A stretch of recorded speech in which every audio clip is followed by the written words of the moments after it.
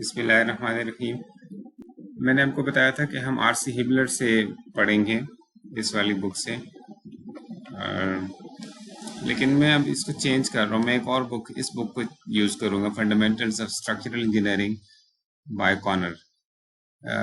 ये MIT के professor हैं। ये बुक मुझे अब ज़्यादा बेहतर लगी है, इसलिए मैं इसको स्विच कर रहा हूँ। इसमें थोड़ा सा आपको जो है ना, जो सिंबल्स हैं, जो नोटेशंस हैं, वो थोड़ी सी डिफरेंट हैं इसमें, लेकिन विद द पैसेज एक दो सवालों के बाद आप आदी हो जाएंगे, इसके साथ फेमिलियर हो जाएंगे। तो इसका मैं आपसे शेयर कर लूँगा बुक। ये पार्ट 2 इसका है, चैप्टर 9 इसका फोर्स मेथड है। ये यहाँ से हमने बेसिकली फोर्स मेथड शुरू किया हुआ है, लेकिन मैं क्विकली इस बुक से आपको फेमिलियराइज करने के लिए इसको रिकॉल करूँगा। सो यहाँ से इस मेथड को आप ऑलरेडी हम डिस्कस कर चुके हैं कि इस मेथड में हम कैसे काम करते हैं, लेकिन इस बुक में भी थोड़ा सा इसको देख लेते हैं। अगर मसलन ये कोई भी आपके पास एक्चुअल स्ट्रक्चर है, कोई बीम है, फ्रेम है, ट्रस है, आर्च है, जो भी कोई स्ट्रक्चर है, और ये उसके ऊपर रेस्ट्रेंट्स लगे हुए हैं एक्चुअल स्ट्रक्चर में, तो हम फोर्स मेथड में करते क्या है, हम इसमें से कोई जो रिडंडेंट रेस्ट्रेंट्स हैं वो हटा देते हैं। जैसे इस केस में टोटल रेस्ट्रेंट्स 1 2 3 4 हैं, तो एक 3 इक्विलिब्रियम इक्वेशंस के साथ तो ये सारे रेस्ट्रेंट्स नहीं, ये हम सॉल्व नहीं कर सकते। लिहाजा किसी ने एक रेस्ट्रेंट को हमें रिडंडेंट के तौर पे लेना पड़ेगा। फॉर एग्जांपल, अगर हम ये जो सी के ऊपर एक रोलर सपोर्ट है, इसको एज ए रिडंडेंट ले लें, तो ये जो बाकी स्ट्रक्चर बचेगा, इस स्ट्रक्चर को हम प्राइमरी स्ट्रक्चर कहेंगे। ठीक, यानी इस स्ट्रक्चर को प्राइमरी स्ट्रक्चर बोलेंगे। लोडिंग के साथ कोई ताल्लुक नहीं है। प्राइमरी स्ट्रक्चर का मतलब कि बस ये जो स्ट्रक्चर की अपनी ज्योमेट्री है ये, और जो इसके ऊपर आपने जो रेस्ट्रेंट्स आपने रिटेन कर लिए, जिसकी वजह से ये स्टेबल रहेगा। ठीक, ये स्ट्रक्चर को हम प्राइमरी स्ट्रक्चर बोलेंगे। ठीक, यानी इस यहाँ पे हमने डॉटेड लाइन के साथ शो कर दिया रेस्ट्रेंट डायरेक्शन एट सी। ठीक है, यानी हमने इसको कंसिडर करेंगे इसको बाद में, लेकिन इस टेम्परेरीली इसको हटा दिया। और इसके ऊपर लोडिंग भी इस वक्त, यानी प्राइमरी स्ट्रक्चर पे हम कोई लोडिंग नहीं, यानी स्ट्रक्चर जो है ना उसके अंदर बस स्ट्रक्चर की ज्योमेट्री और ये सपोर्ट्स, इनको हम प्राइमरी स्ट्रक्चर बोलेंगे। फिर प्राइमरी स्ट्रक्चर को हम एक दफा जो गिवन लोडिंग है, एक्सटर्नल लोडिंग जो जिसको लगी हुई है, वो एक दफा अप्लाई करेंगे, और अगली दफा ये रेस्ट्रेंट अप्लाई करेंगे और सुपरइम्पोज, उसकी तरफ मैं आ रहा हूँ अभी। ठीक है, इस तरह से हमने करना है। ये जो है displacements due to the external loading, वही primary structure, displacements due to the external loading. एक तो इसके नोटेशंस इस बुक के मुझे ज़्यादा पसंद आए, इसलिए मैं ये बुक यूज़ कर रहा हूँ, और ये बुक बड़ी प्रैक्टिकल बुक है कंपेयर टू आर.सी. हिबलर, इसलिए मैं इसको यूज़ करने जा रहा हूँ। इस सी पॉइंट पे जहाँ से हमने रेस्ट्रेंट हटाया था रिडंडेंट, उस जगह पे यहाँ पे रेस्ट्रेंट की डायरेक्शन में, जैसे ये रेस्ट्रेंट वर्टिकल था तो हमने वर्टिकल डायरेक्शन में यहाँ पे डिस्प्लेसमेंट फाइंड कर ली, और ये रेस्ट्रेंट एक फोर्स थी तो हमने यहाँ पे लीनियर डिस्प्लेसमेंट फाइंड की। ठीक है, तो उसको हमने रिप्रेजेंट अब करना, पहले हम खाली डेल्टा सी इसको बोलते थे, अब इसके साथ एक और सबस्क्रिप्ट ऐड कर दिया, डेल्टा सी 0 लिख दिया उसके साथ। मैं इसको ऐसे पढ़ूंगा, डेल्टा सी नॉट। और फिर ये तो थी displacements due to the external, displacements due to the external loading, ये और ये। अब हमने उसी प्राइमरी स्ट्रक्चर के ऊपर, स्ट्रक्चर वही है, ठीक है, और उसी के ऊपर अब हमने क्या अप्लाई किया, displacement due to unit value of RC की यूनिट वैल्यू अप्लाई करके फिर उसी जगह पे डिस्प्लेसमेंट फाइंड कर दिया। वहां हमने सब पहले सिंबल यूज किया था FCC, और लेकिन यहाँ पे आपको सिंबल मिलेगा स्मॉल डेल्टा CC, ये स्मॉल डेल्टा है। ठीक है, स्मॉल डेल्टा CC। बाकी CC का वही मतलब है कि हम फाइंड डिस्प्लेसमेंट C के ऊपर कर रहे हैं, फर्स्ट C, और सेकंड C बता रहा है कि हमने जो यूनिट लोड लगाया ये C के ऊपर लगाया है। अच्छा, अब उसके बाद हमने प्राइमरी स्ट्रक्चर, यानी जो कि प्राइमरी स्ट्रक्चर की जब मैं बात करूंगा, इसका मतलब ये है रिडंडेंट हटाया हुआ, यानी ये हमारा प्राइमरी स्ट्रक्चर। ठीक है, अब हम कहेंगे, अब हम इस तरह से कैलकुलेट करेंगे, प्राइमरी स्ट्रक्चर की डिस्प्लेसमेंट कैलकुलेट करेंगे बाय यूजिंग सुपरपोजिशन प्रिंसिपल।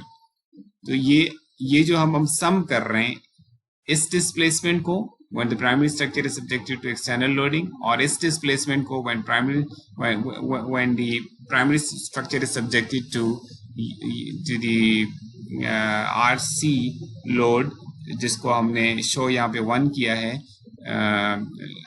ठीक है। सो ताकि हम इस सिंबल को यूज करके यहाँ पे दिखा सकें, तो इसको हमने अब ये हमने सुपर इम्पोज कर दिया डेल्टा C नॉट और small delta CC into RC, ठीक है। क्योंकि अगर ये यूनिट लोड इस डेल्टा CC प्रोड्यूस करता है डिस्प्लेसमेंट, तो अगर RC लगता, जो कि असल में तो वहाँ पे RC है, तो फिर RC times delta CC deflection produce होती। तो इसके साथ ये हमने लिख दिया। तो ये delta C primary structure equal to delta C naught, यानी प्राइमरी स्ट्रक्चर की डिफ्लेक्शन, ये डेल्टा C नॉट क्या है, displacement of the displacement at C in the primary structure when external loading is applied, ठीक है, ये वाली। आई होप आपको समझ आ गई है इसकी।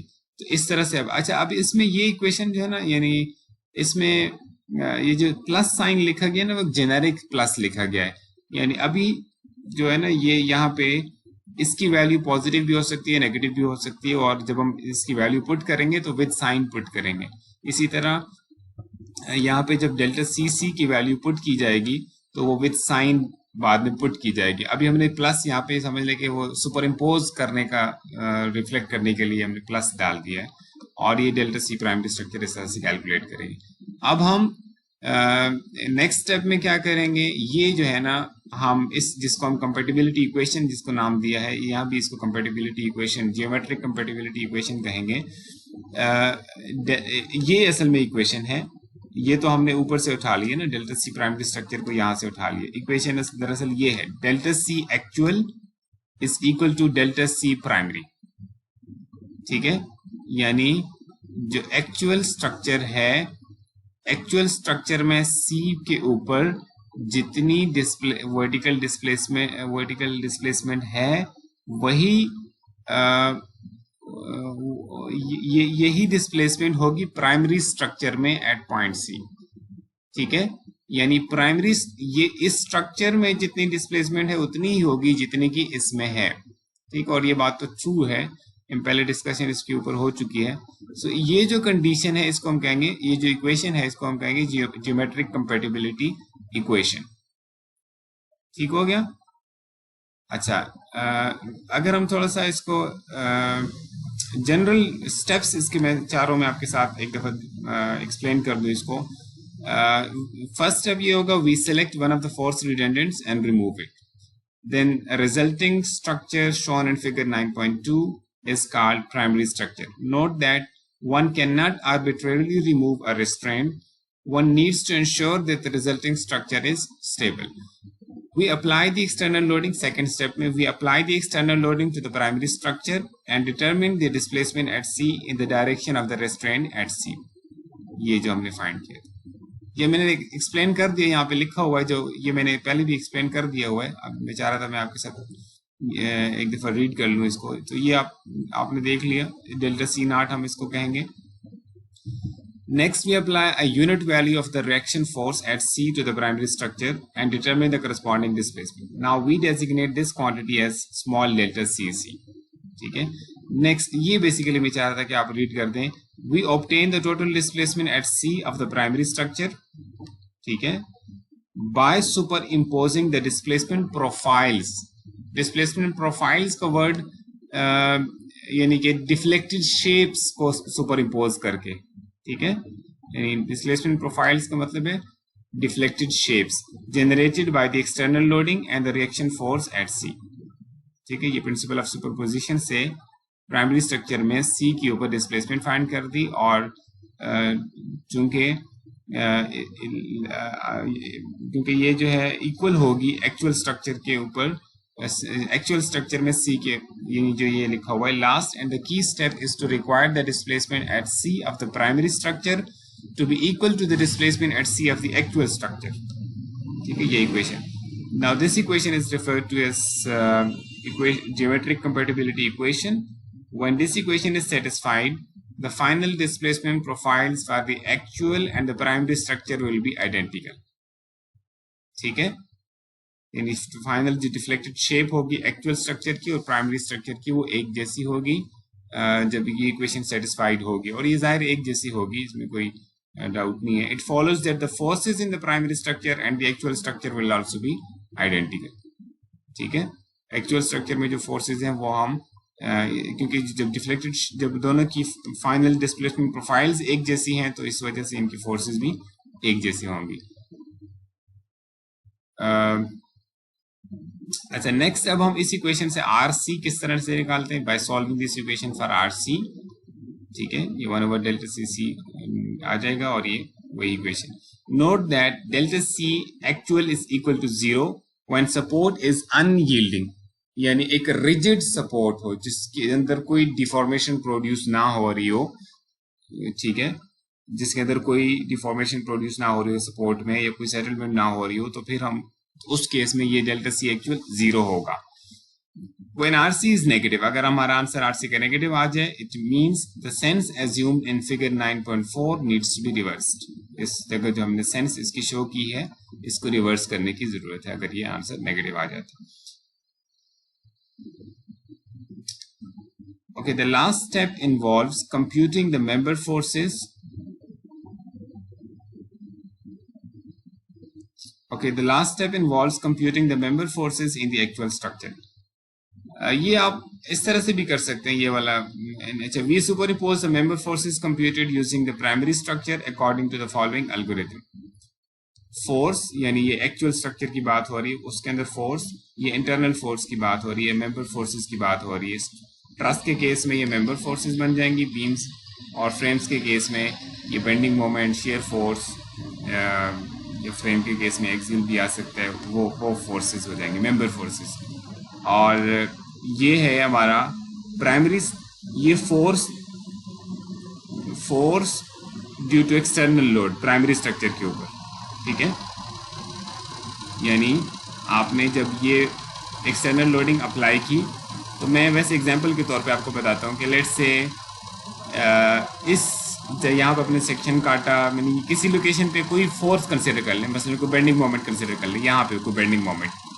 ठीक है, यहाँ पे जो बेंडिंग मोमेंट प्रोड्यूस हुई in the primary structure when external loading was applied, और इसी जगह फिर जो बेंडिंग मोमेंट प्रोड्यूस हुई when you applied this unit value of RC.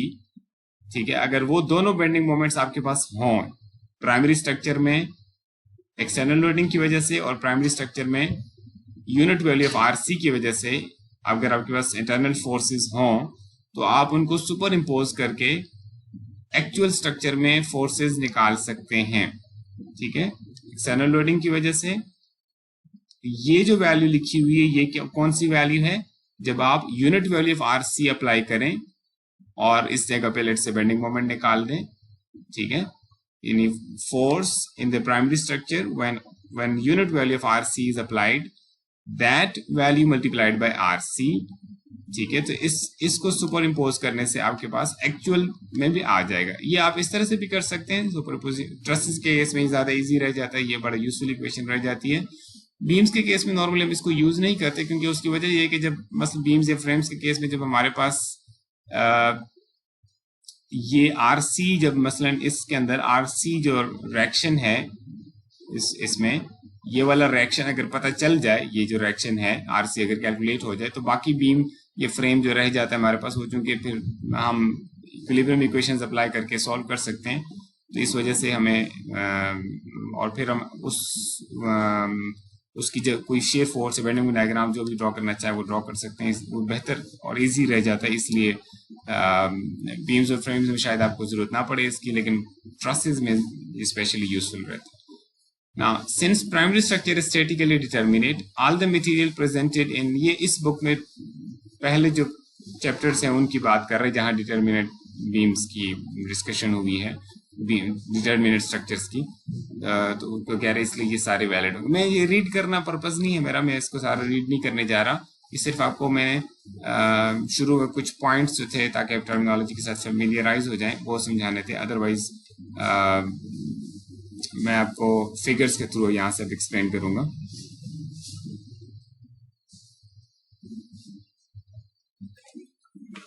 इस केस में तो हमारे पास एक रिडंडेंट था, तो हमने यानी हमारे पास एक ही रिडंडेंट था यहाँ पे, यानी एक ही 1 डिग्री इंडिटरमिनेट था, तो हमें एक रिडंडेंट हटाने की जरूरत थी।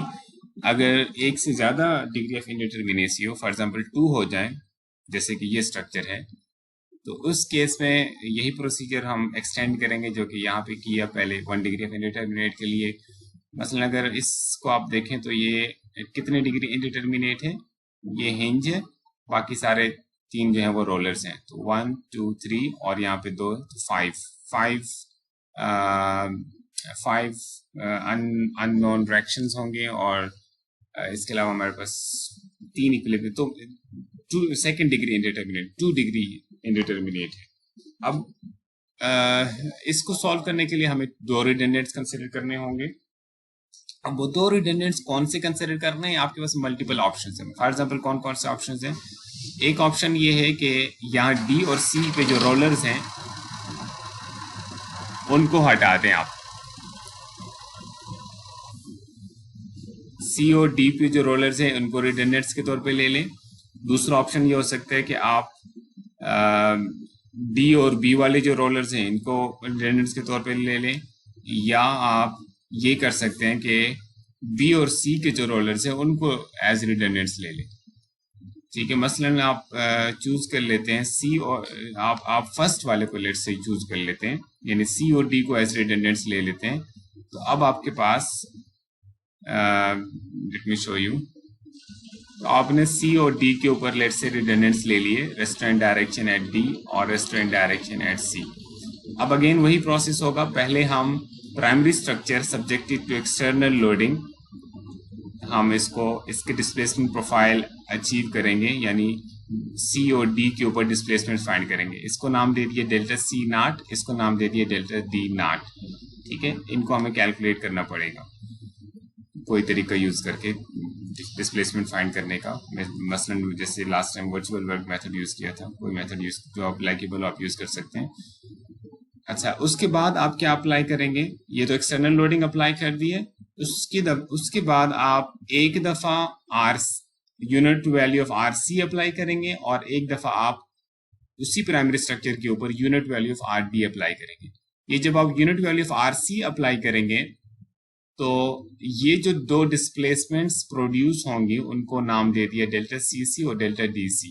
ठीक है, जिस तरह एफ सी सी और एफ डी सी आप कह सकते हैं इसको, इसी तरह ये स्मॉल डेल्टा सी सी और स्मॉल डेल्टा डी सी कह दिया इसको। Displacement at C due to unit load at C, इसी तरह displacement at D due to unit load at C. इसी तरह जब आप आर डी अप्लाई कर दें, unit value of R D apply कर दें, तो ये डेल्टा डी डी और डेल्टा सी डी।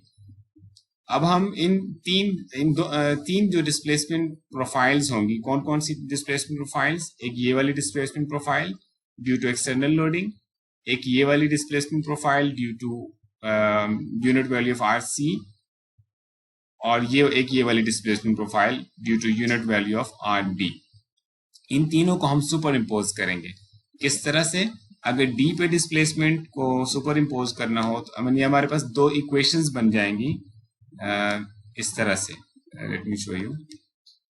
इस तरह से combining the 3 displacement profiles leads to the total displacement of the primary structure at C and at D. Delta C of the primary structure is equal to delta C naught. This is displacement of the primary structure at C when external load is applied. Small delta CC is again primary structure में ही सारी displacements हो रही हैं। ये primary structure में C के ऊपर displacement when R C unit value of R C is applied, इसी तरह delta C D and so on other notations. अभी आपके पास 2 इक्वेशंस आ जाएंगे, और इसमें अब 2 प्राइमरी अननोन्स हैं, एक आर सी और एक आर डी। अब 2 इक्वेशंस हैं, 2 कंपेटिबिलिटी इक्वेशंस हैं, जो में 2 ज्योमेट्रिक कंपेटिबिलिटी इक्वेशंस हैं। सो सॉरी, अभी ये यहाँ से हम सॉल्यूशन नहीं निकालेंगे, ये तो हमने अभी सुपर इम्पोज किया है प्राइमरी स्ट्रक्चर का। अब नेक्स्ट हम, मैंने गलत कह दिया, ये ज्योमेट्रिक कंपैटिबिलिटी इक्वेशन नहीं है, ये बस अभी प्रिंसिपल ऑफ सुपरपोजिशन अप्लाई किया है। अब हम नेक्स्ट में जाके इक्वेशन अप्लाई करेंगे, यानी जब हम एक्चुअल स्ट्रक्चर के साथ कंपेयर करेंगे, जब हम कहेंगे कि एक्चुअल स्ट्रक्चर में जो डिस्प्लेसमेंट है दैट इज इक्वल टू, उसकी तरफ मैं आता हूँ, लेकिन before I move to that, ये जो हमारे पास दो इक्वेशंस बन गई हैं, इनको हम मैट्रिक्स फॉर्म में इस तरह से लिख सकते हैं। ये देखिएगा, डेल्टा सी नॉट, और यानी इसको अगर आप ओपन अप करेंगे इनको, यानी इस अगर ये नोटेशंस हम यूज कर लें तो मैट्रिक्स फॉर्म में इनको लिखा जा सकता है, ठीक है। और ये पहले हम डिस्कस कर चुके हैं कि the coefficients of RC and RDL का फ्लेक्सिबिलिटी कोफिशिएंट्स, ये जो कोफिशिएंट्स हैं delta C C, delta C D, delta D C, delta D D, ठीक है। ये जो, यानी जिसको एफ सी सी या एफ सी डी इस तरह भी आप कह सकते हैं, ये कोफिशिएंट्स फ्लेक्सिबिलिटी कोफिशिएंट्स कहलाएंगे। और अगर हम मैट्रिक्स फॉर्म में लिखना चाहें इनको, तो हम इसको मैट्रिक्स फॉर्म में लिख सकते हैं। उसमें मैं इसको लिख लेता हूँ आपके सामने। तो ये इन इक्वेशंस को मैंने यहाँ पे अलग से लिखा, पहले रीराइट किया, और मैंने इनको मैट्रिक्स फॉर्म में इस तरह से लिख दिया। ये मेरे ख्याल से आप फेमिलियर हैं इस मसले। इसको अगर मैं ओपन अप करूंगा तो दोबारा से वही इक्वेशंस बन जाएंगे। अगर मैं सैम्पल्स यूज करना चाहूँ यहाँ पे अच्छा, एक और चीज भी आप नोट करेंगे, जब हमने किसी कॉलम मैट्रिक्स को, जिसका एक ही कॉलम हो जिसमें, तो उसके लिए हम ये वाले ब्रैकेट्स यूज करेंगे, ठीक है। और अगर हम कोई स्क्वायर ब्रैकेट्स हो तो फिर हम ये स्क्वायर ब्रैकेट्स यूज करेंगे। ऑलराइट, सो ये अच्छा, अगर हमने अब इसको, जैसे ये डेल्टा नॉट है, इसके नीचे मैंने एक लाइन लगाई है, जो मैं लाइन लगाऊंगा इसके नीचे, इसका मतलब है मैं डेल्टा नॉट मैट्रिक्स की बात कर रहा हूँ, ठीक है। ये डेल्टा नॉट मैट्रिक्स की है। अच्छा, दूसरी बात ये है कि मैं इसको मैट्रिक्स बोलूंगा, लेकिन जिस तरह ये कॉलम मैट्रिक्स है, यानी एक रो जिसमें हो, जैसे ये आपको नजर आ रहा है, ये भी, इनके लिए हम वेक्टर का वर्ड भी यूज करेंगे, ठीक है। सो अगर मैं ये लगा रहा हूँ इसके ऊपर, इसका मतलब ये है कि मैं, ये डेल्टा नॉट मेरा एक मैट्रिक्स है, ठीक है।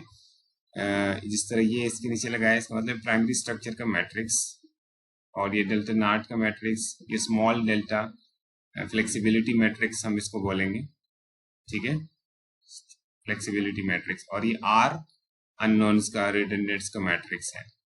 सो मैट्रिक्स फॉर्म में हम कंपैटिबिलिटी इक्वेशन को इस तरह से लिख सकते हैं। अब वो डेल्टा एक्चुअल स्ट्रक्चर, वो भी एक मैट्रिक्स, ये भी एक मैट्रिक्स, इसी को रीराइट कर दिया इधर। तो अब यहाँ से जाहिर मैट्रिक्स फॉर्म है, तो फिर मैट्रिक्स को मैट्रिक्स में फॉर्म में सॉल्व करेंगे। मैट्रिक्स यानी vector R would be equal to this. अब ये इनवर्स ले लेंगे ना, ये तो आप समझ सकते हैं, ये आपका सोल्यूशन आप इस तरह से बनेगा फिर। और मैट्रिक्स में लिखने की क्या जरूरत थी, वैसे भी तो सॉल्व कर सकते थे। मैट्रिक्स में इसलिए लिखा है कि कंप्यूटर जो है वो मैट्रिसेस को सॉल्व करने में, मतलब वो मैट्रिसेस को सॉल्व कर सकता है। वो इस तरह से मतलब एलिमिनेशन मेथड या उससे दूसरी तीसरी मेथड से नहीं सॉल्व करता। मैं कंप्यूटर जो है वो मैट्रिक्स फॉर्म में वर्किंग करता है, इसलिए हमने ये फॉर्मुलेशन कर दिया है कि जब ये ज्यादा डिग्री ऑफ इंडिटरमिनेसी हो जाएगी तो फिर हमें ज़्यादा कंप्यूटर यूज करने पड़ते हैं। तो कंप्यूटर जब यूज करेंगे तो फिर वो वाली उस वाले फॉर्म में वर्किंग करेंगे जिस फॉर्म में हम कंप्यूटर को डेटा फीड कर सकें। सो ये आपके पास इस तरह से बन जाएगा। अब मेंबर फोर्सेस का भी वही प्रोसीजर है। अब ये एफ जो लिखा हुआ है, अब ये एफ मैट्रिक्स है, इसी तरह से ये जहां आपको नजर आ रहा है एफ भी मैट्रिक्स की फॉर्म में होंगी। इस मेथड को अगर हमने एक्सटेंड करना हो तो more than 2 degrees of freedom, वो भी यही तरीका होगा। लेट्स से अगर डिग्री ऑफ फ्रीडम n है, तो अगर हम एक nth डिग्री स्टैटिकली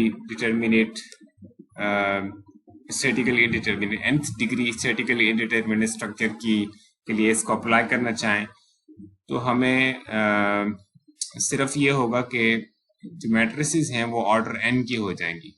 यानी ये जो मैट्रिक्स इस वक्त फ्लेक्सिबिलिटी मैट्रिक्स आपको 2 by 2 का था जब सेकेंड डिग्री इंडिटरमिनेट था। अब अगर nth डिग्री इंडिटरमिनेट स्ट्रक्चर होगा तो हमारा flexibility matrix nth order n का हो जाएगा, ठीक है। सो उस केस में फिर हमें थोड़ा सा एक सिस्टमेटिक यानी ABCD की फॉर्म में वर्किंग के बजाय फिर हम 1 2 3 की फॉर्म में वर्किंग करते हैं, यानी थोड़ा ज्यादा सिस्टमेटिक नोटेशन यूज करनी पड़ती है। यानी डबल सबस्क्रिप्ट के बजाय फिर हम सिंगल सबस्क्रिप्ट पे चले जाते हैं। कैसे करते हैं? मसलन consider the frame shown in figure 9.10a। इस फ्रेम को देखें, अगर it is indeterminate to third degree, ठीक है, आप समझ सकते हैं कि टोटल 6 अननोन रिएक्शंस हैं, 3 यहाँ पे 3 यहाँ पे, तो 3rd डिग्री इंडिटरमिनेट है ये। Now one choice of primary structure is shown in figure 9.10b। इस फिगर में वो क्या है, डी पे जितने भी तीनों रिएक्शंस को एज रिडंडेंट ले ले, वर्टिकल, हॉरिजॉन्टल और मोमेंट को। और अब की बार यहाँ पे जो नोटेशंस हमने यूज कर लिए हैं for redundants as well as displacement measures, वो क्या है, x1 delta 1, x2 delta 2, x3 delta 3। यानी ये प्रोडक्ट नहीं लिखा हुआ, x1 into delta 1 नहीं है, यानी ये यही डायरेक्शन हम एज्यूम कर रहे हैं फॉर x1। और इसी तरह से हमने यानी ये तो एक बात तो ये है ना कि ये x1 की डायरेक्शन एज्यूम डायरेक्शन है, इसी तरह x2 की ये एज्यूम डायरेक्शन, ये x3 की एज्यूम डायरेक्शन, मोमेंट को x3, यानी हमने जो नंबरिंग यूज कर ली है, ठीक है, 1 2 3। अब x1 जो है उसके अलोंग डेल्टा 1, जिस तरह से पहले डेल्टा C डेल्टा D ऐसे यूज किया, यानी RC और डेल्टा C, इसी तरह अब हमने x1 और डेल्टा 1 नाम दे दिया इसको, ये कॉमा बीच में लगा हुआ है, ठीक है, यानी यही डायरेक्शन हम डेल्टा, यानी वर्टिकल डायरेक्शन में हम डेल्टा 1 कैलकुलेट करेंगे, इसी तरह से ऑन। अब इस केस में अब ये तो 3 रिडंडेंट्स है, तो हमने x3 तक हम चले गए। अगर मसलन 100 रिडंडेंट्स भी होते तो हम x100 तक जाते, यानी जेथ जो रिडंडेंट है, जिस तरह हम ith बोलते हैं ना, इस तरह जेथ जो रिडंडेंट है उसको हम xj कहते थे, और उसके अलोंग जो यानी ये बात कर रहा हूँ, denote the jth redundant force as xj and corresponding measure as delta j, ठीक है। अब हमने एक वर्ड यूज किया करस्पॉन्डिंग मेजर। अब ये करस्पॉन्ड मेजर का वर्ड हमने एज जनरल वर्ड यूज कर दिया for any kind of displacement. वो एक लीनियर डिस्प्लेसमेंट हो सकती है, वो एक रोटेशनल डिस्प्लेसमेंट हो सकती है, वो एक रिलेटिव डिस्प्लेसमेंट भी हो सकती है, जैसे हम आगे देखेंगे कुछ केसेस में हम रिलेटिव डिस्प्लेसमेंट की बात करेंगे। यानी अब जनरल वर्ड सबके लिए जो है ना, वो फिर मेजर का वर्ड हम यूज करेंगे, ठीक।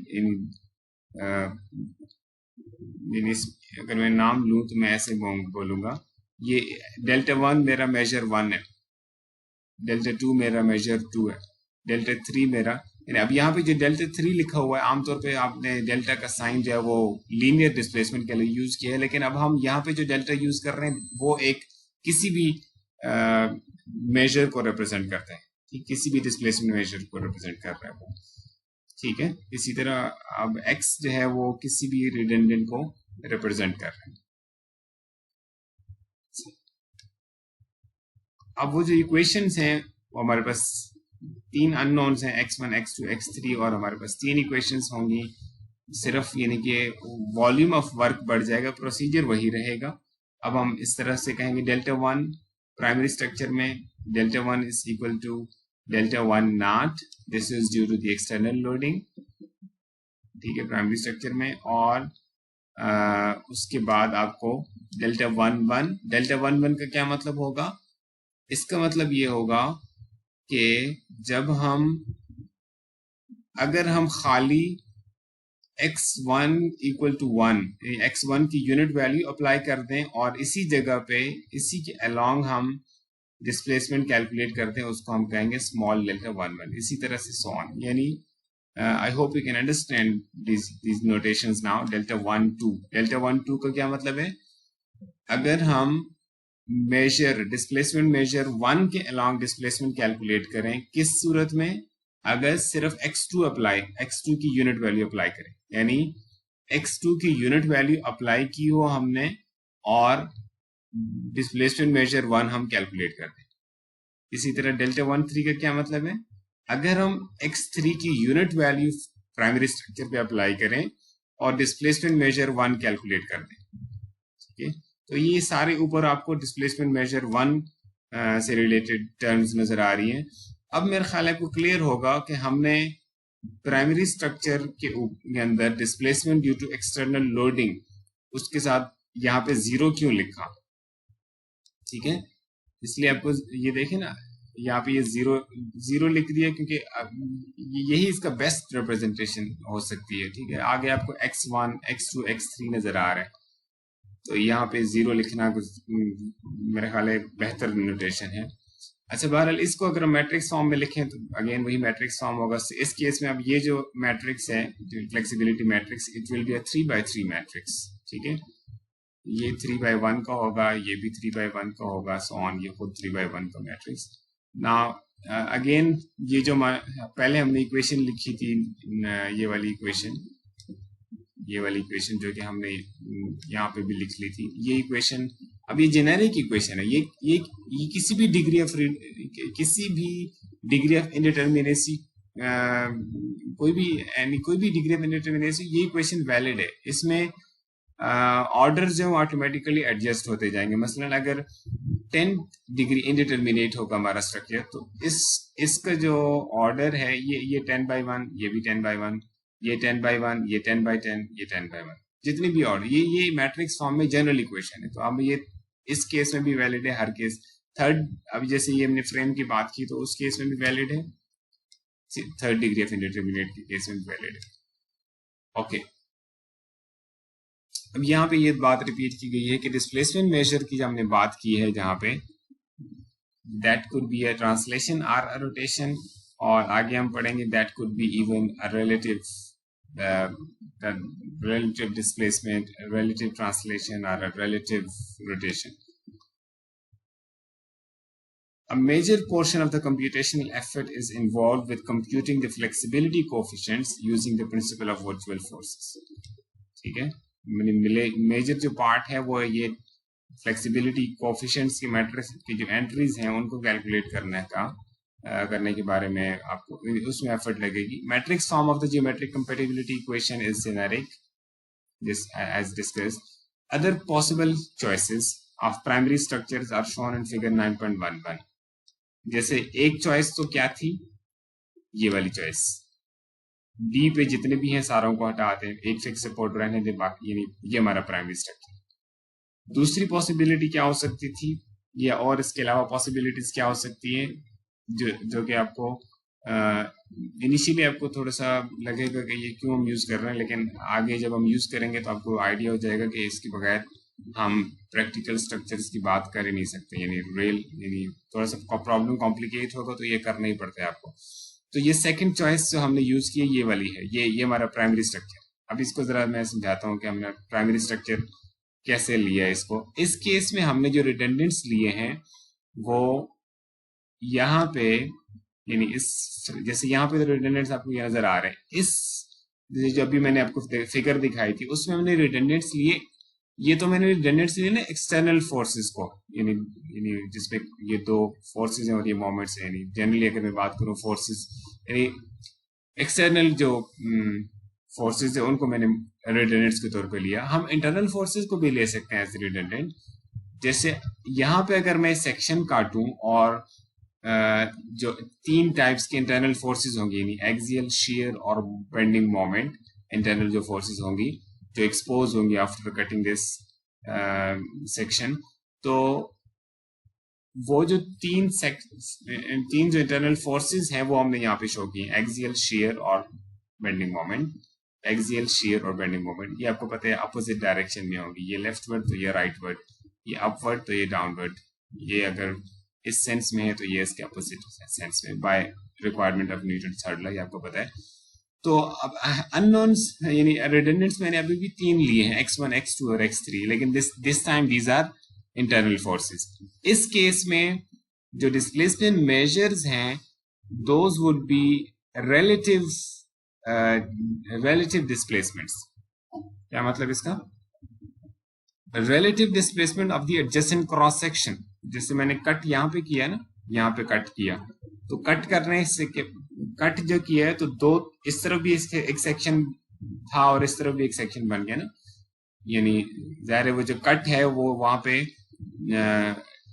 एक राइट साइड पे क्रॉस सेक्शन, लेफ्ट साइड पे एक क्रॉस सेक्शन बच जाएगा ना। काटने के बाद दो फेसेस एक्सपोज हो जाएंगी, तो एक ये वाली फेस और एक ये वाली साइड। तो इस केस में जब हम इंटरनल फोर्सेस को एज रिडंडेंट लेंगे तो जो हमारा डिस्प्लेसमेंट मेजर्स हैं इस केस में those would B relative displacement of the two faces of the two cross sections। relative displacement से मुराद ये होगी यानी स्प्रेडिंग, एक दूसरे से दूर जाना, ये यानी एक होगी हमारी डेल्टा वन जिसको हम कह रहे हैं x1, अगर हम एक्सियल को कह रहे हैं, ठीक है, यानी इन दो सेक्शंस का, यानी ये दो हमारे ये सेक्शंस हैं, इनका एक दूसरे से फार अवे जाना, स्प्रेड होना या स्लाइड होना, शेयर के केस में स्लाइडिंग और बेंडिंग मोमेंट के केस में रिलेटिव रोटेशन। ओके, तीसरी पॉसिबिलिटी ये हो सकती थी कि आपके पास इस जगह इस बीम में इसको आप बना दें रोलर और इसको हिंज बना दें।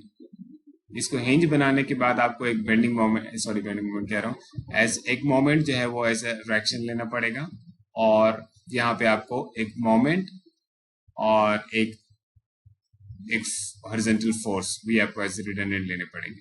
ठीक है,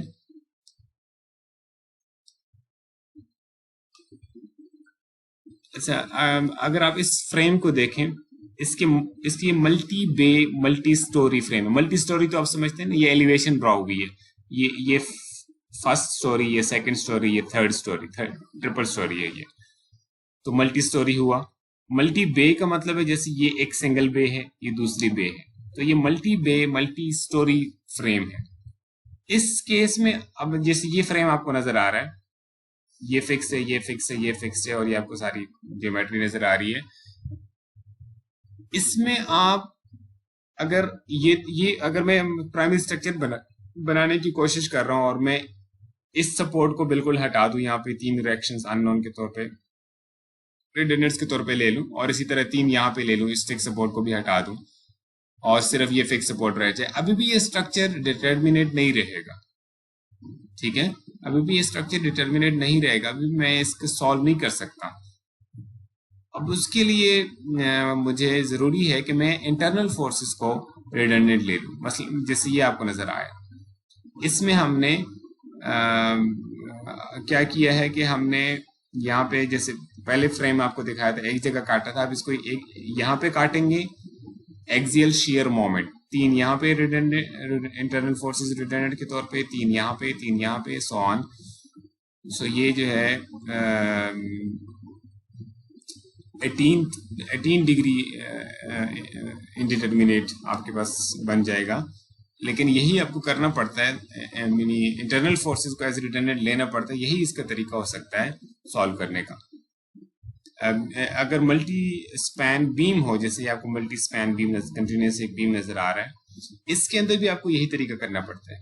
एक तरीका तो इसका ये चलो हो सकता है कि इस केस में तो ये हो सकता है कि आप इन रोलर्स को, जैसे ये आपको दिखाए गए x1, x2, x3, इनको आप एज रिडंडेंट ले लें, प्राइमरी स्ट्रक्चर जो है वो आपका एक सिंपली सपोर्टेड बीम बन जाएगा। लेकिन ये थोड़ा लेंथी बन जाता है, आपको लगेगा कि यही कर लेना चाहिए, लेकिन इससे भी एक शॉर्ट क्विकर तरीका ये है कि आप यहाँ पे आपकी ये एक्चुअल बीम है ना, गिवन बीम, प्राइमरी स्ट्रक्चर आप इस तरह से भी बना सकते हैं कि आप इसमें बी, सी और डी वाले लोकेशंस पे सिर्फ एक ये जो मोमेंट्स हैं, bending moments, internal moment, bending moment हमेशा इंटरनल मोमेंट को हम कहते हैं ना, इसको एज रिडंडेंट ले लें। यानी यहां से एक तो है ना कि बिल्कुल काट देने का मतलब ये कि अब आपका एक्सियल, शियर और बेंडिंग मोमेंट तीनों इंटरनल फोर्सेस एक्सपोज हो गई हैं, तीनों आपने एज रिडंडेंट ले ली है, क्योंकि आपने बीम की तीनों को रेजिस्ट करने की एबिलिटी खत्म कर दी। ना वो एक्सियल रेजिस्ट कर सकता है यहाँ पे, ना कोई शेयर रेजिस्ट कर सकता है,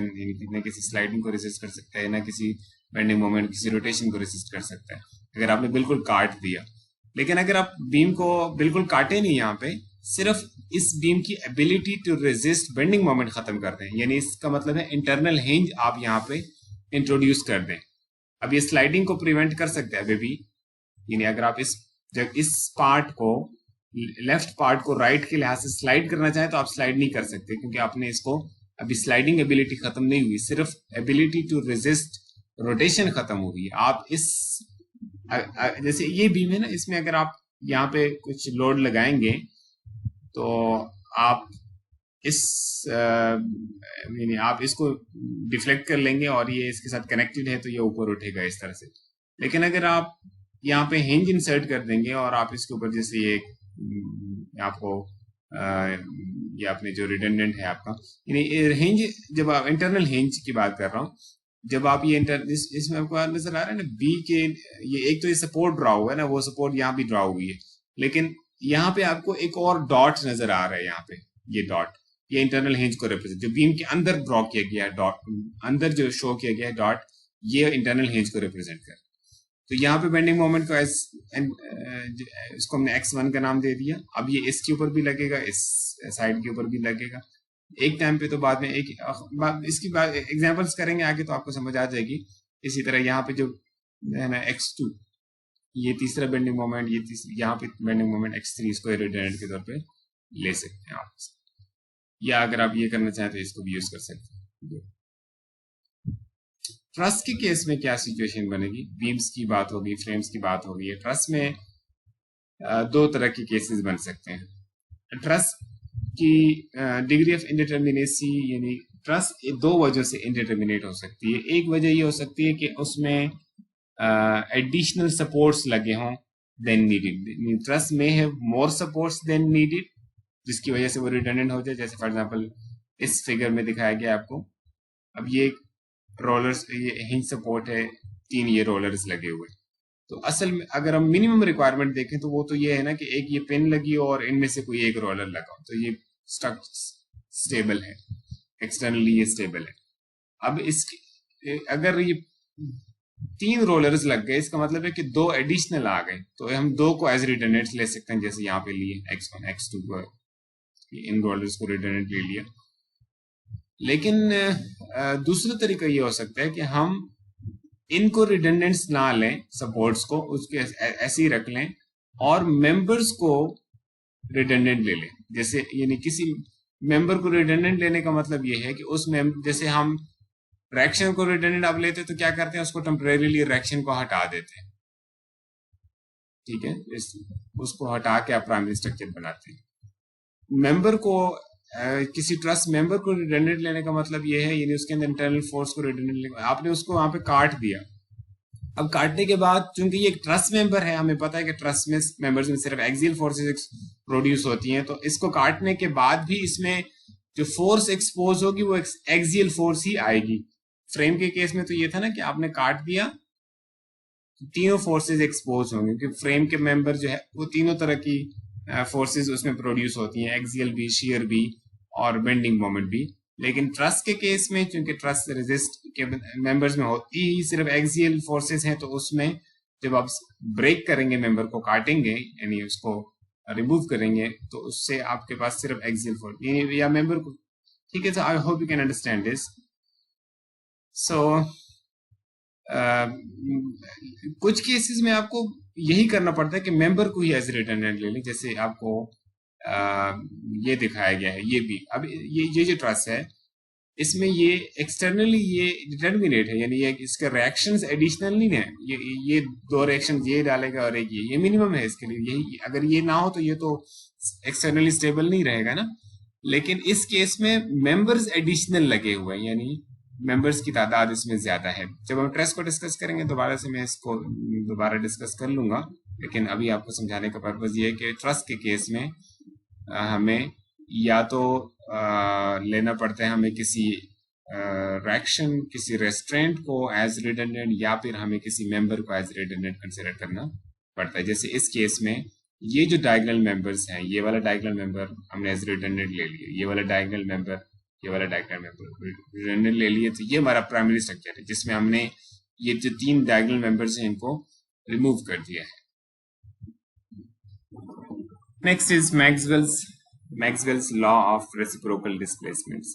ये बड़ा यूजफुल है जब आपने फ्लेक्सिबिलिटी मैट्रिक्स के जो एलिमेंट्स हैं उनको निकालना हो, कैलकुलेट करना हो, तो ये आपका काम तकरीबन 50% रिड्यूस कर लेगा, क्योंकि अगर ज़्यादा मेंबर्स होंगे, ज़्यादा रिडंडेंट्स होंगे, तो आपको ये ज़्यादा बड़ा मैट्रिक्स होगा, उसके एलिमेंट्स ज़्यादा होंगे, तो आपको कंप्यूटेशनल टास्क ज़्यादा होगा। आप इसको रिड्यूस कर सकते हैं by using this Maxwell's law of reciprocal displacements.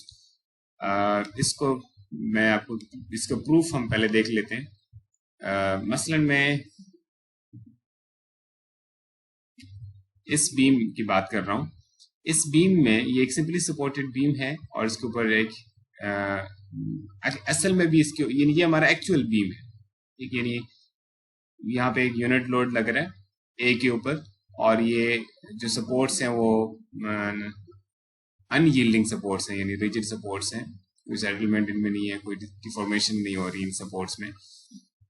मैं यहाँ पे लोड लग रहा है ए के ऊपर, और मैं अगर फॉर एग्जांपल ये करना चाहूँ कि बी पे डिस्प्लेसमेंट निकालना चाहूँ, ए पे लोड लग रहा है यूनिट लोड, और मैं बी पे डिस्प्लेसमेंट निकालना चाहूँ, उसको मैंने नाम दे दिया डेल्टा बी ए, तो क्या प्रोसीजर होगा?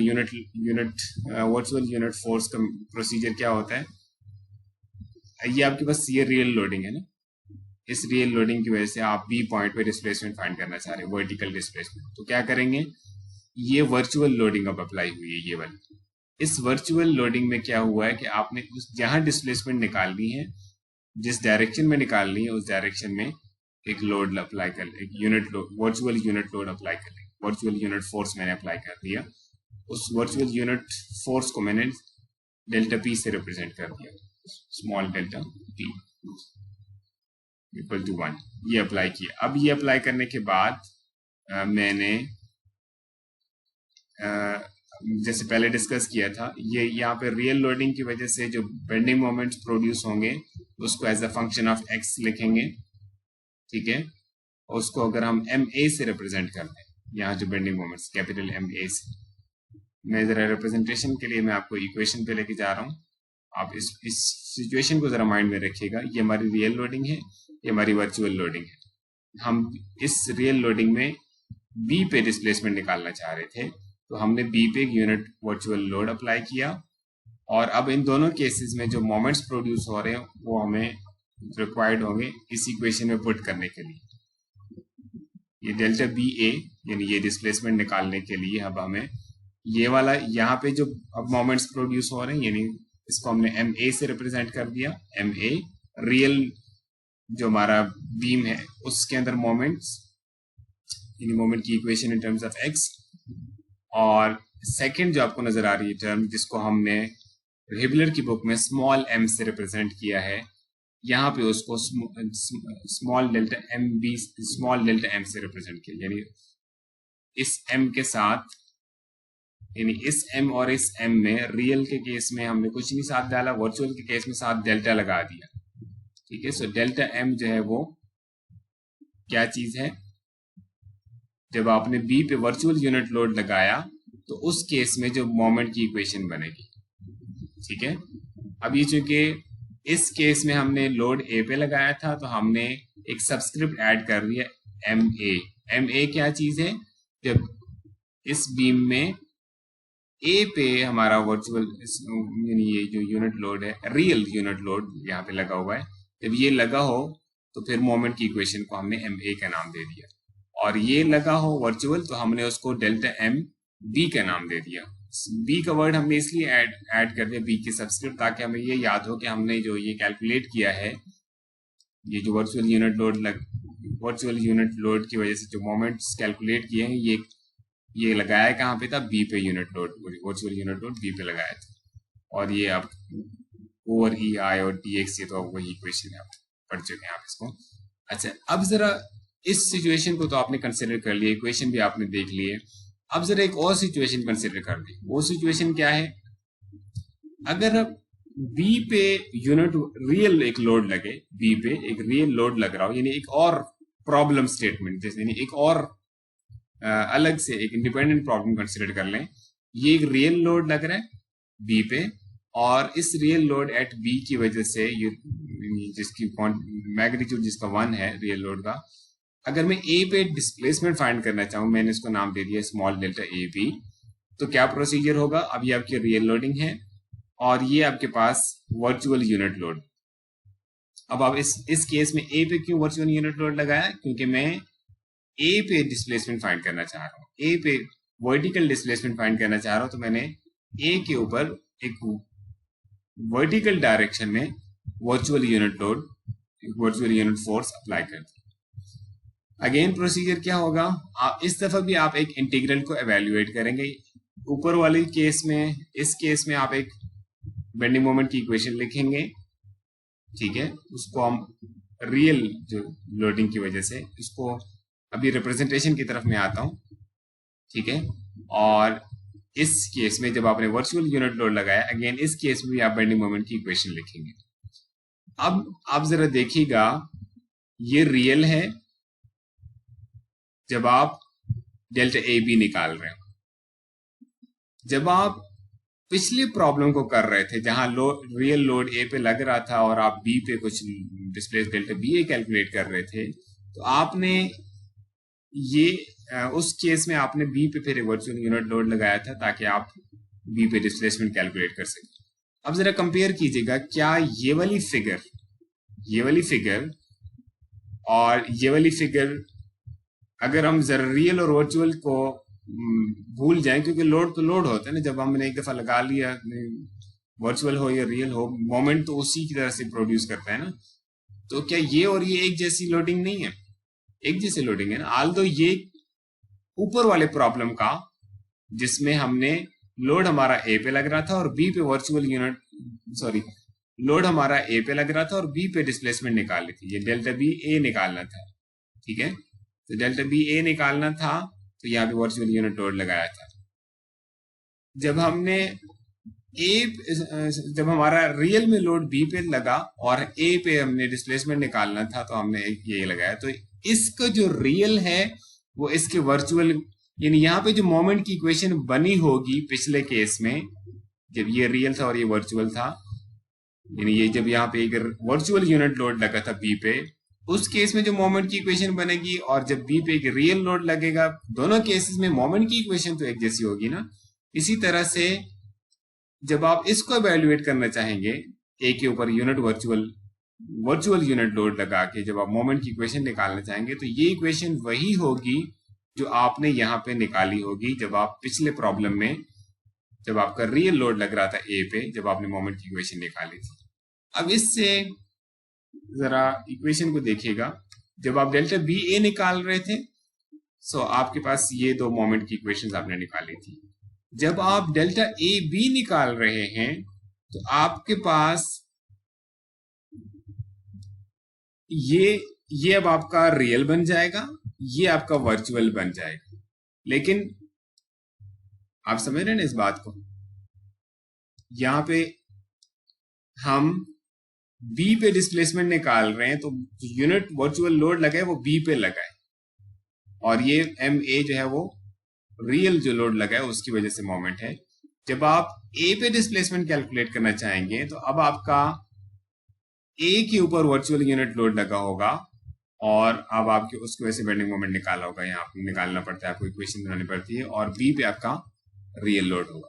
यानी सिंपल सी बात यह है कि ये जो एम ए है, ये value small delta M A, यानी इसका रियल इसके वर्चुअल के बराबर, और इसका वर्चुअल इसके रियल के बराबर, यानी ये इसके बराबर है, एम बी और डेल्टा एम बी।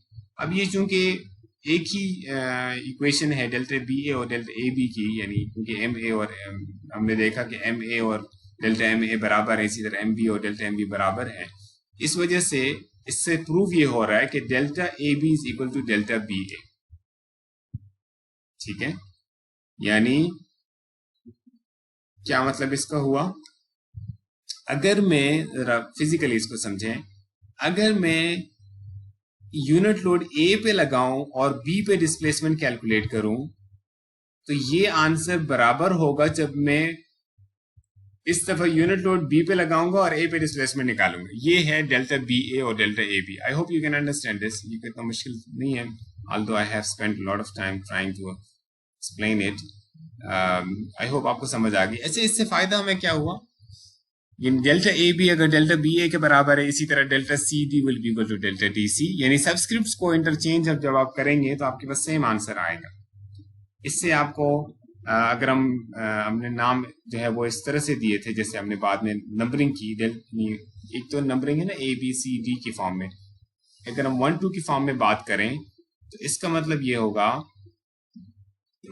अगर आप इस मैट्रिक्स को देखें जो मैंने जनरल फॉर्म में लिखा है, flexibility matrix, delta 1 1 delta 1 2 delta 1 3 so on delta 1 N, जिस तरह से आप मैट्रिक्स जनरल फॉर्म में लिखते हैं, nth डिग्री का मैट्रिक्स, ऑर्डर n का मैट्रिक्स है, स्क्वायर मैट्रिक्स। पहली बात तो ये, यानी अब हमने प्रूव किया कि delta A B is equal to delta B A, और अगर हम फिगर्स की उसकी में बात करें यानी 1 2 की फॉर्म में बात करें तो delta 1 2 is equal to delta 2 1। क्या मतलब हुआ, ये और ये सेम होंगे। इसी तरह delta 1 3 is equal to delta 3 1, delta 1 4 is equal to delta 4। ये जो मैट्रिक्स होता है जिसमें आपके रोज और कॉलम्स एक जैसे होते हैं, यानी जिसको ट्रांसपोज लेने से वही मैट्रिक्स बने, ऐसे मैट्रिक्स को आप क्या कहते हैं, सिमेट्रिक मैट्रिक्स। इसका मतलब ये हुआ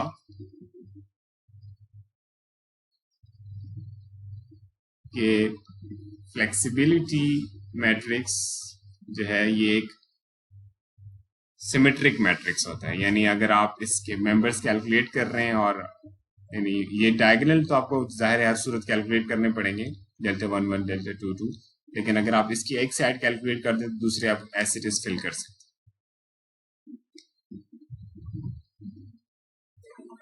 नेक्स्ट हम डिस्कस करते हैं application of the force method to beam type structures. Although हमें एक एग्जांपल तो हम पहले भी सॉल्व कर चुके हैं, लेकिन अभी हम इस बुक में भी एक सॉल्व कर लेते हैं। Beam defined in this figure, ये डिफाइन यहाँ पे की गई है। Assume I is this, L is equal to 6 metre, W is equal to 30 kilometre पर metre, V B is equal to 40 millimetre.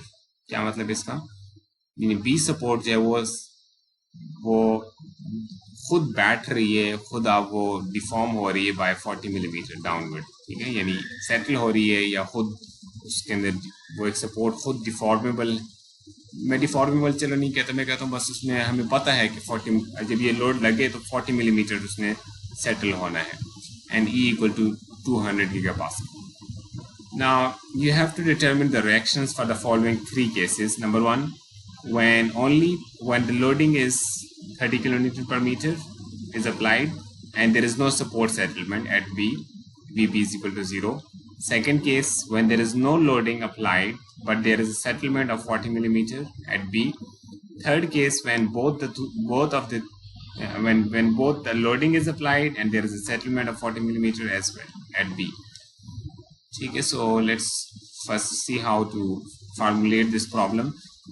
अभी बीम indeterminate है to the first degree, इसका मतलब एक ही redundant लेना है हमने. We work with the primary structure shown below, ठीक है, ये इसको ऐसे redundant ले लिया, तो ये प्राइमरी स्ट्रक्चर है. इसके ऊपर नेक्स्ट क्या करेंगे, एक दफ़ा एक्सटर्नल लोडिंग अप्लाई करेंगे और बी पे डिस्प्लेसमेंट निकालेंगे. दूसरी दफ़ा unit value of redundant apply करेंगे और अगेन बी पे डिस्प्लेसमेंट निकालेंगे. ऐसे ये प्राइमरी स्ट्रक्चर ड्रॉ किया, इसके ऊपर ये एक्सटर्नल लोडिंग अप्लाई की और बी पे डिस्प्लेसमेंट निकाल दिया delta B not. Next time इसी प्राइमरी स्ट्रक्चर के ऊपर एक unit value of R B apply करके डेल्टा बी भी कैलकुलेट करना है हमने. इसका मतलब है हमें एक ये डिस्प्लेसमेंट कैलकुलेट करनी है और एक ये वाली डिस्प्लेसमेंट कैलकुलेट करनी है. अब ये आप यूनिट वर्चुअल लोड मेथड भी यूज़ कर सकते हैं, डबल इंटीग्रेशन यूज़ कर सकते हैं, मोमेंट एरिया मेथड यूज़ करना चाहें वो यूज़ कर सकते हैं, कॉन्जुगेट बीम मेथड यूज़ करना चाहें वो यूज़ कर सकते हैं. डायरेक्ट फार्मूला भी आप यूज कर सकते हैं। जैसे इस बुक में ये फार्मूले डायरेक्ट यूज किए गए हैं। मैं आपको इसी बुक की के अंदर एक टेबल है, टेबल 3.1, ठीक है, ये आपको मिल जाएगा 254 पेज के ऊपर, इसी बुक में है। आप चाहें या इस बुक से यूज कर रहे हैं, लेकिन मैं आपको आप चाहें तो इसको यूज कर सकते हैं अगर आप ज्यादा अच्छा इसको समझ सकें। लेकिन अगर आपको ये नहीं ज्यादा अच्छा लगता तो आप एक और, आपने जो बुक पढ़ी है मैकेनिक्स एंड मटेरियल में, एंड्रयू पाइटल की बुक है ये, जिसको मैंने अभी ओपन किया है, ये मेथड ऑफ आर्टिकल 6.5 है, मेथड ऑफ सुपरपोजिशन। मैं मेथड के अंदर नहीं जा रहा, मैं सिर्फ आपको टेबल दिखा रहा हूँ। अगर ये एक कैंटिलीवर है और उस पर यहाँ पे एक पी लोड लगे तो उसके अंदर जो डिफ्लेक्शन प्रोड्यूस होती है उसकी एक इक्वेशन आपको डायरेक्ट गिवन है, ठीक है। यानी इस इक्वेशन में पी, तो ये पी है, ई आई आपको पता है इस मटीरियल बीम का ई आई है, एल जो है इसका स्पैन है, एक्स क्या चीज है, एक्स का ये लेफ्ट एंड इसका ओरिजिन है, और जहां पे आप डिफ्लेक्शन कैलकुलेट करना चाहें, मसलन at 1 metre from the origin, from left side आप कैलकुलेट करना चाहें, यानी जहां आप कैलकुलेट करना चाहें वो डिस्टेंस है। अगर आप फ्री एंड पे कैलकुलेट करना चाहें इस बी पॉइंट के ऊपर, तो आप एक्स की वैल्यू पुट करेंगे इक्वल टू एल। तो अब ये बी पॉइंट पे आपको रेडीमेड आंसर भी दिया गया है, यानी अगर आप यहाँ पे x की वैल्यू l पुट कर लेंगे तो ये 3l माइनस l 2l बन जाएगा, और सिंप्लीफाई करके ये आंसर बन जाएगा। इसी तरह अगर आप रोटेशन कैलकुलेट करना चाहें एट b, तो वो डायरेक्टली आपको फार्मूला दिया हुआ है, ठीक है। फ्री एंड पे डिस्प्लेसमेंट, डिफ्लेक्शन, और फ्री एंड पे रोटेशन। इसी तरह अगर लोड अगर यहाँ पे लगे p पे, तो फिर अगर आप डिस्प्लेसमेंट की इक्वेशंस देखें तो अब ये डिसकंटिन्यूअस इक्वेशन बन जाएगी। अगर आप इस रीजन में ए और लोड के बीच में, इस रीजन में आप कैलकुलेट करना चाहेंगे, यानी एक्स आपका ए से अगर छोटा हो तो फिर आप ये वाली इक्वेशन यूज करेंगे, और अगर आपका एक्स वैल्यू ए से बड़ी हो जाए, ज़ाहिर है एल से तो बड़ी नहीं हो सकती, लेकिन अगर ए से बड़ी हो जाए इसका मतलब आप लोड और बी पॉइंट इसके बीच में कहीं आप डिफ्लेक्शन फाइंड करना चाहें तो ये वाली इक्वेशन आप यूज कर सकते हैं। तो इसमें अब आप अगेन आपको फ्री एंड पे डिफ्लेक्शन और रोटेशन की इक्वेशन भी ऑलरेडी प्रोवाइड की गई है। इसी तरह आप यूनिट यानी ये यूनिफॉर्मली डिस्ट्रीब्यूटेड लोड और सर्टेन डिस्टेंस तक लग रहा हो तो फिर क्या इक्वेशंस बन सकती हैं, वो सारी आपको ट्रायंगुलर लोडिंग के लिए भी, ये कैंटिलीवर के केस में आपको सारे फार्मूले दिए गए हैं, और नेक्स्ट पेज के ऊपर सिंपली सपोर्टेड बीम के लिए दिखाए गए हैं। इस टेबल में और इस ये जो कैनन की यानी ये जो नई वाली बुक है कनौर वाली, इस बुक में यहाँ पे थोड़ा सा ये मसला है कि मसला अगर मैं आपको ये दिखाऊं जिसमें ये लोड लग रहा है, अब आपको इसमें ये रोटेशन की इक्वेशन दी हुई है थीटा एक्स, और ये डिफ्लेक्शन की इक्वेशन। अब जरा डिफ्लेक्शन की इक्वेशन को देखिएगा, चलो ये इक्वेशन तो ठीक है लिखी हुई है, लेकिन आपको बस ये दिया हुआ है x is between 0 and a। अब अगर आपका x वाकई बिटवीन 0 एंड a हो, यानी आप a और c पॉइंट के बीच में अगर आप फाइंड कर रहे हो, तो फिर तो आपको ये इक्वेशन आसान लगेगी अप्लाई करना। लेकिन अगर आपने यहाँ निकालना हो तो फिर क्या करेंगे, ये इक्वेशन तो इसके लिए वैलिड है ना, अगर x बिटवीन 0 एंड a हो, अगर आप यहाँ निकालेंगे तो आपका x वैल्यू बड़ी हो जाएगी देन a, तो फिर ये इक्वेशन एज इट इज तो यूज नहीं हो सकती। उस केस में फिर आपको, जैसे इस केस में हमने a पॉइंट और जहां पे लोड लग रहा है इसको a, इस डिस्टेंस को a कहा है और दूसरे को b कहा है ना, तो अगर आपने डिस्प्लेसमेंट यहां निकालना हो ना, तो फिर आप इस साइड को a और इसको b कहेंगे, यानी जहां आपने यानी जैसे इस केस में मेरे ख्याल में समझा लिया आपको। अगर मैं यहाँ पे डिफ्लेक्शन कैलकुलेट कर रहा हूं तो लेफ्ट एंड और लोड के दरमियान इसको मैं a कहूंगा, ठीक है। और अगर मैं यहां डिफ्लेक्शन कैलकुलेट करना चाह रहा हूं तो फिर मैं इसको a कहूंगा, और मैं x मेरा इस तरफ आ जाएगा फिर उस केस में, ठीक है। तो इसमें थोड़ी सी फिर कॉम्प्लिकेशन आ जाती है, इसलिए मैंने ये वाले टेबल आप ये एग्जाम में तो ये सारी चीजें अलाउड होंगी, आपको ये टेबल्स आप यूज कर सकते हैं, ठीक है। अगर आप virtual unit virtual work virtual unit virtual load वाला जो मेथड है वो यूज करना चाहें वो यूज कर लें, टेबल से डायरेक्टली यूज करना चाहिए वो भी आप कर सकते हैं, you are allowed to do that. क्योंकि मेरा यहाँ पे ऑब्जेक्टिव आपको डिफ्लेक्शन कैलकुलेट करके डिफ्लेक्शन कैलकुलेट करना ये सिखाना मेरा पर्पज नहीं, मैंने आपको उससे नेक्स्ट लेवल पे लेके जाना है। तो जिस तरह से आपको कैंटिलीवर्स में नजर आ रहा है, नेक्स्ट जो है ना, अगर मैं इसको रोटेट करूंगा तो आप सही नजर आ जाएगा।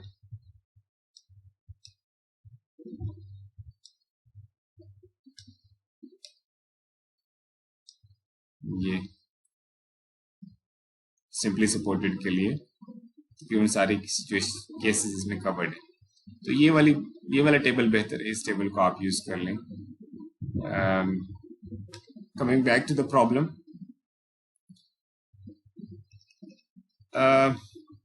तो मैंने कहा था मुझे ये डिफ्लेक्शंस कैलकुलेट करनी है, ये वाली। इन डिफ्लेक्शंस के लिए मैं अब अगर मैं आपको टेबल दिखाऊंगा तो होपफुली आप समझ जाएंगे कि कैसे कैलकुलेट हुआ है, ठीक है। ये देखिएगा, ये कौन सा केस है टेबल में, पहले केस ढूंढिएगा। सपोर्ट कैंटिलीवर है तो कैंटिलीवर वाले टेबल पे जाएंगे, और लोडिंग आपकी थ्रू आउट द स्पैन एक यूनिफॉर्म लोडिंग लग रही है, जैसे ये आपको नजर आ रही है, जिसको W0 से यहाँ रिप्रेजेंट किया गया है। तो इसका मतलब, और आपने कैलकुलेट कहाँ पे करना है, फ्री एंड पे, बी पॉइंट पे। इसका मतलब ये है कि इस टेबल में ये वाला जो एंट्री है इसको आपने यूज करना है, इस रो को, और इसमें आपको चूंकि फ्री एंड पे चाहिए तो आप ये वाली इक्वेशन यूज कर सकते हैं, W0 L/4 और 8EI। इसको अगर आप जैसे यहाँ पे W0 दिखाया गया तो W0 ही यूज करेंगे, लेकिन अगर हम W कहना चाहें इसको तो W भी कह सकते हैं। बाकी वही आपको यहाँ नजर आ जाएगा, ये WL/4 और 8EI। अब ये माइनस साइन क्यों यूज किया है, क्योंकि हम अपवर्ड डिस्प्लेसमेंट को पॉजिटिव ले रहे हैं, इसलिए हमने नेगेटिव इसके साथ लिख लिया। जब हम इक्वेशन लिखेंगे ना कंपैटिबिलिटी, ये वाली कंपैटिबिलिटी नहीं मतलब सुपरपोजिशन, कंपैटिबिलिटी के अंदर भी और सुपरपोजिशन में हम इसको अपवर्ड को पॉजिटिव ले रहे हैं, इसलिए हमने नेगेटिव इसके साथ लिख लिया। और स्मॉल डेल्टा बी भी ये वाला केस है, एक पॉइंट लोड अगर लगे कैंटिलीवर बीम में फ्री एंड के ऊपर लगे तो फ्री एंड पे ही कितनी डिफ्लेक्शन प्रोड्यूस करेगा, ये। अब ये जाहिर है डाउनवर्ड लोड लगेगा तो डाउनवर्ड डिस्प्लेसमेंट प्रोड्यूस होगी, अपवर्ड लोड लगेगा तो अपवर्ड प्रोड्यूस करेगा, ये तो सिंपल है। तो जाहिर है ये तो अपवर्ड ही प्रोड्यूस करेगा ना, लेकिन इसका मैग्नीट्यूड क्या होगा, एल असल में था PL³ और 3EI। अब इसमें लोड की वैल्यू यूनिट वैल्यू हम यूज कर रहे हैं, इसलिए हम इस केस में ये RB/L³ और 3EI बन जाएगा, लेकिन RB चूंकि हम 1 यूज करेंगे तो की वैल्यू RB की वैल्यू 1 यूज कर रहे हैं, तो इसलिए अब ये 1 × L³, तो ये वाली इक्वेशन बन जाएगी। और पॉजिटिव साइन क्यों, अपवर्ड को हम पॉजिटिव मान रहे हैं और ये अपवर्ड प्रोड्यूस हो रहा है। तो अब डेल्टा बी एक्चुअल, ये compatibility equation, delta B actual is equal to delta B naught ये plus small delta B B into RB। अब ये जो प्लस यहाँ पे आपको नजर आ रहे हैं, इसके साथ भी प्लस, इसके साथ भी प्लस, ये जस्ट एक जनरल, यानी जैसे आप कहते हैं ना इस चीज को सम करना है, इसको सम करना है। अभी आपने साइन बाद में पुट करना है, जैसे अभी हम पुट करने जा रहे हैं, डेल्टा बी नॉट की वैल्यू पुट कर दी है, ये वाली नेगेटिव साइन क्यों पुट किया, we are treating upward displacement is positive और ये डाउनवर्ड है इसलिए नेगेटिव, ठीक है। तो इसलिए यहाँ पे प्लस माइनस नहीं लिख रहे, जब वैल्यू पुट करेंगे तो वैल्यू विद साइन पुट करेंगे, ठीक हो गया। दिस इज डिफरेंट फ्रॉम जो मैंने पहले आपको एक्सरसाइज करवाई थी, वहां पे हमने थोड़ा सा डिफरेंट किया था, मैं आपको कोरिलेट करवाने के लिए समझा देता हूँ। वहां पे हमने इक्वेशन इस फॉर्म में लिखी थी, पहले से प्लस और माइनस लिख दिया और फिर हमने इसके साथ एब्सोल्यूट साइन लगा दिए ताकि बाद में दोबारा से फिर कोई प्लस माइनस ना डाले। लेकिन मैं इस नई बुक का जो आज जो हमने बुक यूज की है, इस बुक के ज्यादा फेवर में हूं कि आप इक्वेशन के अंदर प्लस लिख दें, फार्मूले में प्लस रहने दें, वैल्यू पुट करते हुए आप अलजेब्रिक साइन के साथ वैल्यू पुट करें, ठीक है। इसका एक फायदा ये भी होता है कि आप इक्वेशन तो लिख सकते हैं ना, वैल्यू बाद में जो आपका डायरेक्शन है उसकी बेस पे आप प्लस माइनस पुट कर लेंगे, ठीक हो गया। सो अब इस इक्वेशन से आप कैलकुलेट कर सकते हैं आरबी। आरबी के लिए हमने इसको रीराइट कर दिया। अब इसमें हम केस 1 में, केस 2 में, केस 3 में जो केसेस होंगे उस हिसाब से वैल्यूज पुट करते जाएंगे। केस 1 में हमारा क्या था? केस 1 ये था, when this uniformly distributed load of 30 kilonewton per meter is acting when but there is no settlement at B, ठीक है। यानी अगर B में कोई सेटल B अगर 0 है, इसका मतलब एक्चुअल स्ट्रक्चर में केस 1 में एक्चुअल स्ट्रक्चर का जो डेल्टा B है that is equal to 0। So for delta B, case 1 में this becomes for delta B actual equal to 0। तो जब आप यहाँ पे 0 पुट करेंगे तो आपका RB का आंसर आ जाएगा in terms of small w, in terms of w आ जाएगा।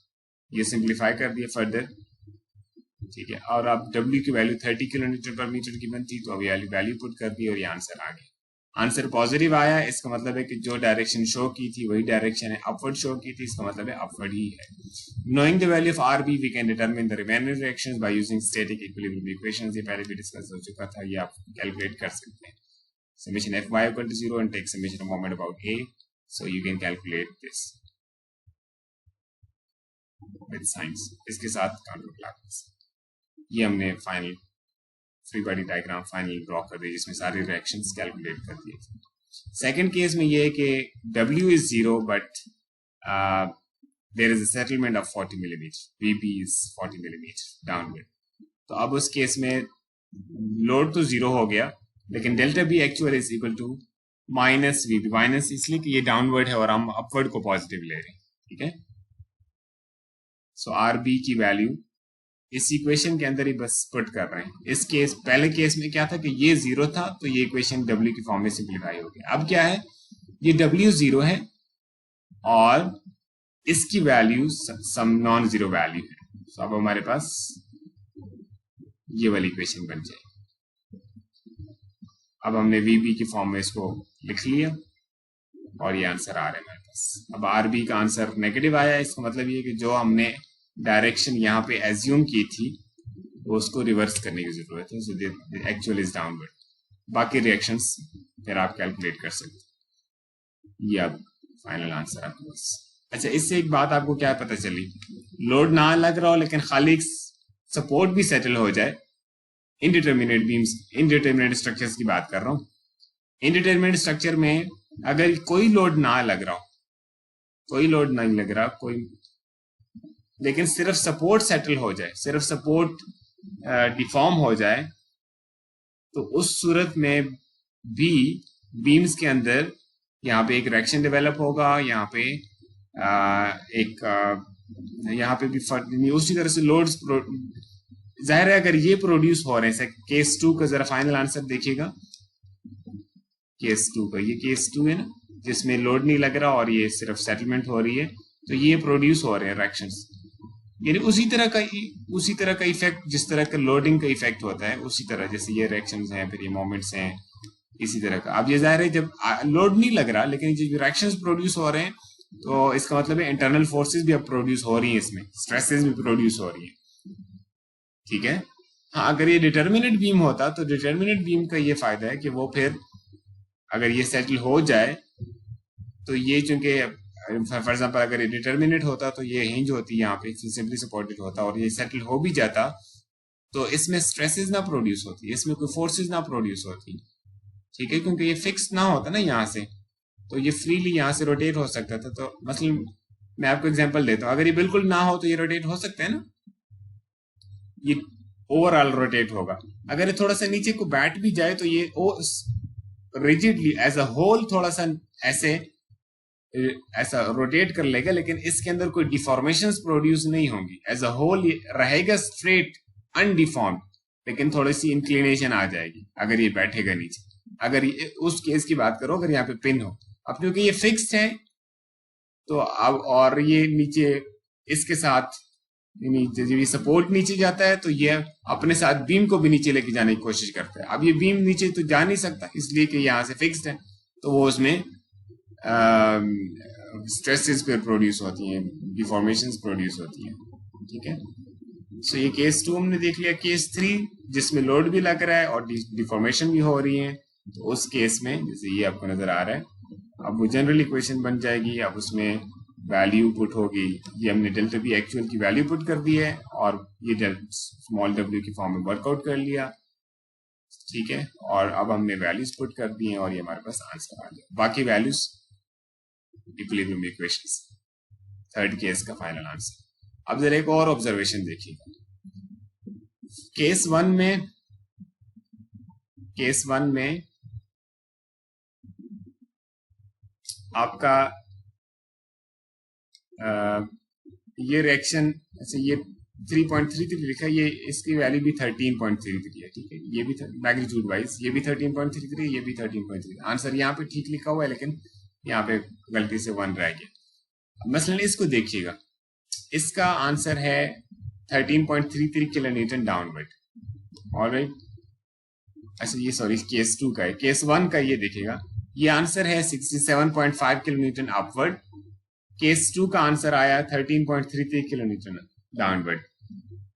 केस 3 में चूंकि दोनों चीजें हैं, लोड भी है और सेटलमेंट भी है, तो वहां पे सिंपली इन दोनों को जो अलजेब्रिक सम बनेगा इन दोनों का, वही आंसर आपको नजर आएगा। मसलन 67.5 माइनस 13.3 में डाउनवर्ड है ना, इसलिए माइनस 13.33, तो ये जितना आंसर बनता है ये आपको केस 3 में यहाँ पे नजर आएगा 54.2। इसी तरह आपको ये भी नजर आएगा, ये 112.5 और ये 13.3, तो इनको सम अप कर ले तकरीबन 125 पॉइंट समथिंग बन जाएगा ये केस 3 ये आंसर। ये हमने आंसर्स असल में निकाले, ये जो आंसर्स हैं असल में तो हमने इक्वेशन में पुट करके निकाले हैं ना, यानी असल में तो केस 3 का आर भी इक्वेशन में पुट करके निकाला है और फिर रिएक्शंस हमने इक्विलिब्रियम इक्वेशन यूज करके बाकी ये वाला रिएक्शन और ये वाला मोमेंट रिएक्शन कैलकुलेट किया। लेकिन फर्दर एक ऑब्जर्वेशन, ये जो नोट लिखा हुआ है, since structure is linear one can superimpose the solutions for case 1 and 2 in order to get the solution for case 3। एक और प्रॉब्लम को देख लेते हैं। बीम ये आपको दिखाई गई है जिसमें ट्रायंगुलर लोडिंग लग रही है, ठीक है। ये पिन हिंज सपोर्ट है और ये 2 रोलर्स हैं। अब ये भी 1 डिग्री इंडिटरमिनेट है, लेकिन आपने रिएक्शंस के 2 सिचुएशन में निकाल ली। एक तो ये कि डिस्ट्रीब्यूटेड जो लोडिंग है ये अप्लाई हो रही हो 2.1 के पर फुट, और दूसरा केस है कि सपोर्ट सेटलमेंट एट ए हो रही हो, ए पे सपोर्ट सेटलमेंट, और वो मैग्नीट्यूड आपको दिया हुआ है 2.4 इंच। तो पहला केस है कि कोई सेटलमेंट नहीं है और ये डिस्ट्रीब्यूटेड लोड लग रहा है, तो आपने रिएक्शंस निकाल लें, सारे रिएक्शंस। दूसरा केस क्या है कि ये लोड नहीं लग रहा, सिर्फ यहाँ पे ए बी नहीं ए पॉइंट सेटल हो रहा है, ठीक। अब ये अगेन इंडिटरमिनेट बीम है, सेटलमेंट की वजह से भी इसमें अंदर फोर्सेस प्रोड्यूस होती है। लेट्स सी फर्स्ट, पहले हम जनरल सोल्यूशन निकालते हैं फिर उसके बाद देखते हैं। अच्छा अब हम लेट्स से बी को एज रिडंडेंट ले लेते हैं। बी जो हमारा रोलर है, यहाँ पे जो रेस्टोरेंट है वर्टिकल, इसको रिडंडेंट ले लिया, तो अगेन प्रोसीजर क्या होगा, इसी प्राइमरी स्ट्रक्चर, ये जो प्राइमरी स्ट्रक्चर बच जाएगा जो कि एक सिंपली सपोर्टेड बीम होगी, उसके ऊपर एक्सटर्नल लोडिंग अप्लाई कर देंगे और डेल्टा बी नॉट निकाल देंगे। ये रिफ्लेक्टेड शेप आपको दिखाई गई है। नेक्स्ट केस में क्या करेंगे, बी पॉइंट पे एक यूनिट लोड अप्लाई करेंगे, R B equal to 1 unit value of R B apply करेंगे और स्मॉल डेल्टा बी भी कैलकुलेट करेंगे। सो लेट्स सी डिस्ट्रीब्यूटेड, पहले जनरल इक्वेशंस को देख लेते हैं। डायरेक्टली हम जा रहे हैं केस 1 में। केस 1 में क्या है कि there is only distributed load, तो delta B actual is equal to delta B naught plus small delta B B R B, ये इक्वेशन है हमारी जनरल इक्वेशन। अच्छा केस 1 में चूंकि डेल्टा बी एक्चुअल 0 है और सिर्फ लोडिंग लग रही है, बी पॉइंट के अंदर कोई सेटलमेंट नहीं हो रही, सिर्फ लोडिंग लग रही है, तो ये वैल्यू 0 पुट कर दी है। बाकी इक्वेशन ये वाली साइड उसी तरह से यहाँ पे लिख दी है। अब यहाँ से हमने आर बी की इक्वेशन डाल दी है। अब अगेन हमें ये 2 डिफ्लेक्शन टर्म्स चाहिए, डेल्टा बी नॉट और small delta B B. Delta B not again अब फार्मूले आप देख सकते हैं, वहां से ये कैलकुलेट की गई है दोनों वैल्यू, डेल्टा बी नॉट और small delta B B. Delta B not की वैल्यू डाउनवर्ड है, सॉरी ये delta B naught is downward, so we have a negative answer for this, और small delta B B is upward, so we have a positive answer. R B की value अब put कर दी है minus delta, ये वाला minus, ये फार्मूले वाला माइनस है, ठीक है, यानी जो इस इक्वेशन को रीराइट करके लिखा था उसकी वजह से माइनस बना था, वो वाला माइनस है। बाकी अब हमने वैल्यूज पुट करनी है फिर उसके बाद, तो ये डेल्टा बी नॉट की वैल्यू भी चूंकि नेगेटिव थी, तो वो वाला माइनस, ये वाला माइनस और ये फार्मूले वाला माइनस मल्टीप्लाई होकर पॉजिटिव आंसर बन जाएगा। तो ये मेरे ख्याल आप समझ सकते हैं, आप इसको डब्ल्यू की फॉर्म में, डब्ल्यू एल की फॉर्म में आंसर आ जाएगा, और आप पुट कर सकते हैं डब्ल्यू की वैल्यू जो जितनी भी गिवन थी। डब्ल्यू की वैल्यू 2.1 की पर फुट थी, अब इसमें 2.1 के पर फुट वैल्यू पुट करेंगे। एल की वैल्यू हमें गिवन थी 54 फीट, तो ये पुट करने से आपके पास आंसर आ जाएगा। पॉजिटिव आंसर आया, इसका मतलब है आरबी की जो वैल्यू एज्यूम डायरेक्शन एज्यूम की थी वही डायरेक्शन अपवर्ड एज्यूम की थी, इसका मतलब है अपवर्ड ही है। Now, knowing the value of RB, we can determine the remaining reactions using equilibrium equations, static equilibrium equations. ये आप कर सकते हैं। Second case ये कि there is only a support settlement, but that settlement is happening at A. अब problem ये है कि हमने चूंकि रिडंडेंट तो B के ऊपर लिया था ना, B पे जो फोर्स है उसको रिडंडेंट लिया था, तो अब हमें हर सूरत में B पे डिस्प्लेसमेंट्स निकालनी है, ठीक है। तो अब इस केस में क्या है, लेकिन हम सपोर्ट सेटलमेंट B पे नहीं हो रही, A पे हो रही है। अब हमें क्या करना पड़ेगा, थोड़ा सा वर्कआउट करना पड़ेगा। वो कैसे करेंगे देखिए जरा। अगर A पे कोई भी सपोर्ट सेटलमेंट हो, लेट्स से डेल्टा A का नाम देते हैं उसको, ठीक है, जिसकी हमें वैल्यू गिवन है, तो अगर ये जो बीम है यानी जैसे हमारा प्राइमरी स्ट्रक्चर है, इस प्राइमरी स्ट्रक्चर में अगर ए पे सेटलमेंट होगी, तो जैसे मैंने पहले बात की, अब ये overall as a whole rigidly rotate होगा, तो यहाँ पे कितनी सेटलमेंट होगी, तो ये बेसिकली आप वर्कआउट कर सकते हैं यूजिंग सिमिलैरिटी ऑफ ट्राइंगल्स। एक ट्राइंगल आपकी ये बनी हुई है, दूसरी छोटी वाली ट्राइंगल ये है, तो यहां से आप वर्कआउट कर सकते हैं कि this delta B naught will be 2/3 of delta A, ठीक है, delta B naught will be 2/3 of delta A. So इस रिलेशन को यूज करके अब हमारे पास की वैल्यू डेल्टा ए की है, सब सेटलमेंट तो ए पे हो रही है ना, सो let's see how the equation will transform. General equation है ये वही वाली जो पहले लिखी हुई थी। इस केस में इस प्रॉब्लम में इंपॉर्टेंट चीज जो नोट करने की वो ये है कि गिवन प्रॉब्लम में ये बताया गया है कि ये जो एक्चुअल बीम है, गिवन बीम, ये ए पे सेटल हो रहा है, ए पे ये सेटलमेंट हो रही है। अगर ए पे सेटलमेंट हो रही है तो इस गिवन बीम में बी चूंकि यहाँ पे खुद कोई सेटलमेंट नहीं हो रही, तो ये बीम बी के ऊपर चूंकि सपोर्ट है, और ये सपोर्ट का मतलब है कि ये वर्टिकल डिस्प्लेसमेंट को प्रिवेंट करेगा, तो यहाँ पे गिवन बीम में यानी एक्चुअल बीम के अंदर एक्चुअल स्ट्रक्चर में बी पे जो डिस्प्लेसमेंट है वो 0 है, ठीक है, ये नॉन जीरो है। ये आप देख रहे हैं ना, हम इस सेकंड केस में भी यही इक्वेशन, जो ये वाली इक्वेशन हमने जनरल बनाई थी केस 1 में, उसी को यूज करने जा रहे हैं। ये देखिएगा, जिसमें डेल्टा बी एक्चुअल की वैल्यू 0 पुट करके ये वाली इक्वेशन बनी है ना, तो ये वाकई डेल्टा बी एक्चुअल इस सेकंड केस में भी जब ए पे सपोर्ट सेटलमेंट हो रही है, तो बी पे तो कोई डिस्प्लेसमेंट नहीं होगी क्योंकि वो प्रिवेंटेड है।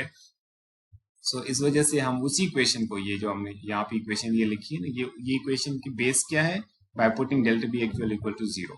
सो ये वाली इक्वेशन अब हम दोबारा से यूज करेंगे, सिर्फ वैल्यूज अब चेंज हो जाएंगी, डेल्टा बी नॉट और delta B B. Delta B naught इस केस में due to support settlement at A, तो ए पे जितनी भी सेटलमेंट होगी प्राइमरी स्ट्रक्चर में, अगर ए जितने भी नीचे जाएगा उसका 2/3 बी नीचे जाएगा। So delta B naught is 2/3 of delta A, और डेल्टा ए की वैल्यू हमारे पास ये गिवन है प्रॉब्लम में 2.4 इंच, कि ये एक्चुअल बीम में ये 2.4 इंच नीचे जा रहा है, तो हम प्राइमरी स्ट्रक्चर के ऊपर भी वही लोडिंग, वही डिस्प्ले,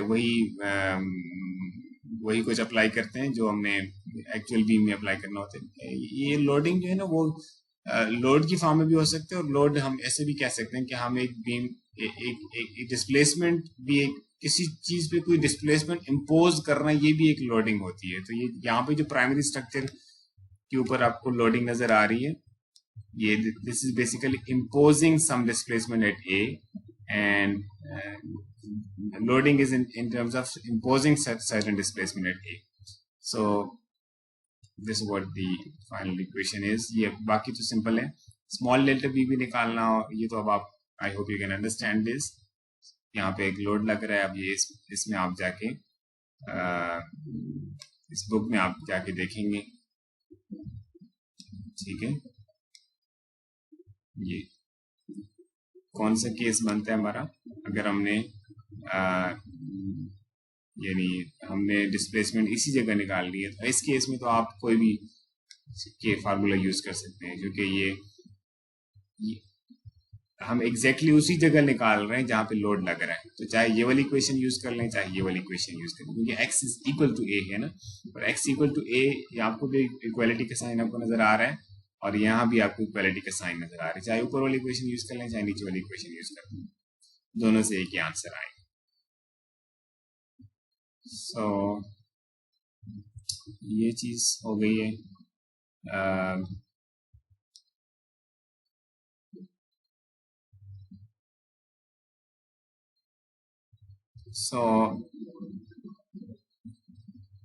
अब आप इसमें EI की वैल्यूज यूनिट्स का ध्यान रखते हुए पुट कर दें और आपके पास इंच में आंसर आ जाएगा। अब ये भी हमारे पास इंच में है, so now you can get your answer for R B. बाकी रिएक्शंस आप स्टैटिक इक्विलिब्रियम इक्वेशन से फाइंड आउट कर सकते हैं। नेक्स्ट इज 3 स्पैन बीम नजर आ रहा है, प्रोसीजर वही होगा, थोड़ा सा क्विकली इसको देख लेते हैं। अगर हम बी और सी को एज रिडंडेंट ले लें, जरा देखिएगा निकालना क्या है। Determine the reactions, W is 20 kilo Newton. इस बुक में ये प्रोसीजर अडॉप्ट किया गया है कि ये शुरू में वैल्यू नहीं पुट करता, शुरू में जनरली W और L और इस तरह से लेके जाएगा, बाद में वैल्यू पुट करेगा। इसकी वजह ये है कि ये बुक जो है ये आपको जनरल वेरिएबल के फॉर्म में वर्किंग करना सिखाता है, ताकि आप इनको प्रोग्राम कर सकें, कंप्यूटर प्रोग्राम करने के लिए यूज कर सकें। अच्छा, अब हमने बी और सी पे जो रेस्ट्रेंट्स हैं, इनको एज रिटर्नेंट्स ले लिए रिएक्शंस को। सो हमने यहाँ पे ए बी सी वाली टर्मिनोलॉजी, यानी आर बी और आर सी कहने के बजाय हमने इसको x1 और x2 की टर्म्स अब हम यूज करेंगे इस केस में। सो अगेन क्या प्रोसीजर होगा, ये हमारी प्राइमरी स्ट्रक्चर इस वक्त हमारा एक सिंपली सपोर्टेड बीम है, इसमें ये हिंज सपोर्ट और ये रोलर सपोर्ट। फर्स्ट हम एक एक्सटर्नल लोडिंग अप्लाई करेंगे और डिस्प्लेसमेंट मेजर 1 और डिस्प्लेसमेंट मेजर 2 कैलकुलेट करेंगे, जो कि बी और सी पे बेसिकली डिस्प्लेसमेंट्स हैं। So delta 1 not and delta 2 not ये निकालेंगे। नेक्स्ट में क्या करेंगे, x1 unit value of x1 put कर अप्लाई करके डिस्प्लेसमेंट मेजर 1 के ऊपर भी डिस्प्लेसमेंट मेजर 1 भी फाइंड करेंगे और डिस्प्लेसमेंट मेजर 2 भी फाइंड करेंगे। फिर हम x2 की यूनिट वैल्यू पुट करके अगेन डिस्प्लेसमेंट मेजर 1 भी कैलकुलेट करेंगे और डिस्प्लेसमेंट मेजर 2 भी कैलकुलेट करेंगे, और फिर हम सुपर इम्पोज करेंगे उसको। ये इक्वेशंस हम पहले भी डिस्कस कर चुके हैं। इक्वल टू जीरो क्यों पुट कर दिया, क्योंकि एक्चुअल स्ट्रक्चर में ये 0 है, अब डायरेक्टली इक्वेशन में 0 पुट कर दिया। सो अब बाकी रह गई कैलकुलेशंस इनकी कि ये डेल्टा 1 नॉट डेल्टा 2 नॉट कितनी होगी, यानी ये जो कैलकुलेशन है डेल्टा 1 नॉट डेल्टा 2 नॉट ये कितनी होगी, ये कैलकुलेट करने के लिए again you can go to the tables.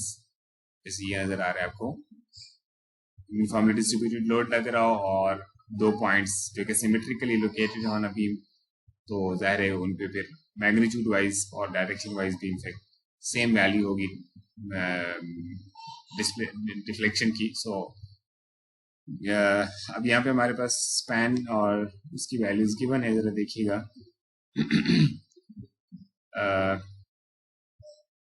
अच्छा, ये टोटल स्पैन 3L है और एवरेज टोटल आपका, और हर जो सेगमेंट स्पैन का वो L है, तो इसका मतलब है this is L, this is also L, this also L, so total is 3L। यानी इसका मतलब ये हुआ कि अगर मैं x की वैल्यू l पुट कर दूं और टोटल मेरा l 3l हो, आई hope you can understand this, ये आप कर लेंगे। यानी इस फार्मूले में जब आप पुट करेंगे l की वैल्यू, दैट विल बी, वो आप 3l पुट करेंगे l की जगह पे, और x की value equal to l put करेंगे। मेरे ख्याल से ये अलजेब्रा तो आपको समझ आएगा। तो आपके पास डेल्टा 1 नॉट डेल्टा 2 नॉट की एक ही वैल्यू आपके पास आ जाएगी, इक्वल वैल्यूज हैं क्योंकि सिमेट्रिक है। और डेल्टा 1 1 डेल्टा 2 2 क्या क्या कौन कौन सी वैल्यूज है जरा देखिएगा। ये डेल्टा 1 1 है और ये डेल्टा 2 2, अगेन ये जो है ना सिमेट्रिक होने की वजह से ये सेम है, अदरवाइज ये सेम ना होते, जरूरी नहीं कि ये सेम हो। डेल्टा 1 2 और डेल्टा 2 1 का सेम होना तो मैक्सवेल्स लॉ में हमने पढ़ लिया ना, लेकिन ये हमने कहां से निकाला कि ये भी सेम होंगे, this is because of symmetry. ठीक है जी, 4l क्यूब ओवर 9ei और ये 7l क्यूब ओवर 18ei, ये आप कैलकुलेट कर सकते हैं। Note that the above deflection terms are given in table 3.1 of this book, या फिर आप हमने ये यूज कर लिया यहाँ से। सो now you just have to solve for x1 and x2, so you can solve it। x1 और x2 again equal हैं, symmetry है ना जिनकी इस वजह से। So when you solve these equations for x1 and x2 by putting these values, you will get this answer। अब आप वैल्यू पुट करके 198 किलोन्यूटन आंसर ले सकते, बाकी रिएक्शंस आप इक्विलिब्रियम इक्वेशन से ले सकते। नेक्स्ट है beam with yielding supports. Beam with yielding supports का क्या मतलब है, यानी अगर जो सपोर्ट है वो खुद भी डिफॉर्म हो। चलिए ये हम नेक्स्ट टाइम डिस्कस कर लेंगे, अभी तक के लिए बस इतना ही काफी है। ये आपने असाइनमेंट करनी है इसी बुक में, प्रॉब्लम्स 9.1 9.2 और 9.5, ये 3 प्रॉब्लम्स आपने सबमिट करनी है। इंस्ट्रक्शंस वही हैं जो पहले मैंने आपको बताई थी। 1 वीक का डेडलाइन है, यानी संडे 11:59। ठीक है जी, आगे उसी तरह से टीम्स पे आपने सबमिट करनी है मुझे। ये हैं प्रॉब्लम्स, ठीक है जी। 9.1 सिंगल डिग्री, ये भी 1 डिग्री इंडिटरमिनेट। 9.2 भी 1 डिग्री इंडिटरमिनेट है। 9.3 को अभी हमने नहीं असाइन किया। 9.4 भी मैंने आपको असाइन नहीं किया, मैंने आपको 9.5 असाइन किया है। ठीक है, 9. बीच वाले जो प्रॉब्लम्स है ना 9.2 और 9. बीच जो असाइन कर लिए वही सॉल्व करने हैं। ठीक है, 9.1 9.2 and 9.5 you can solve it.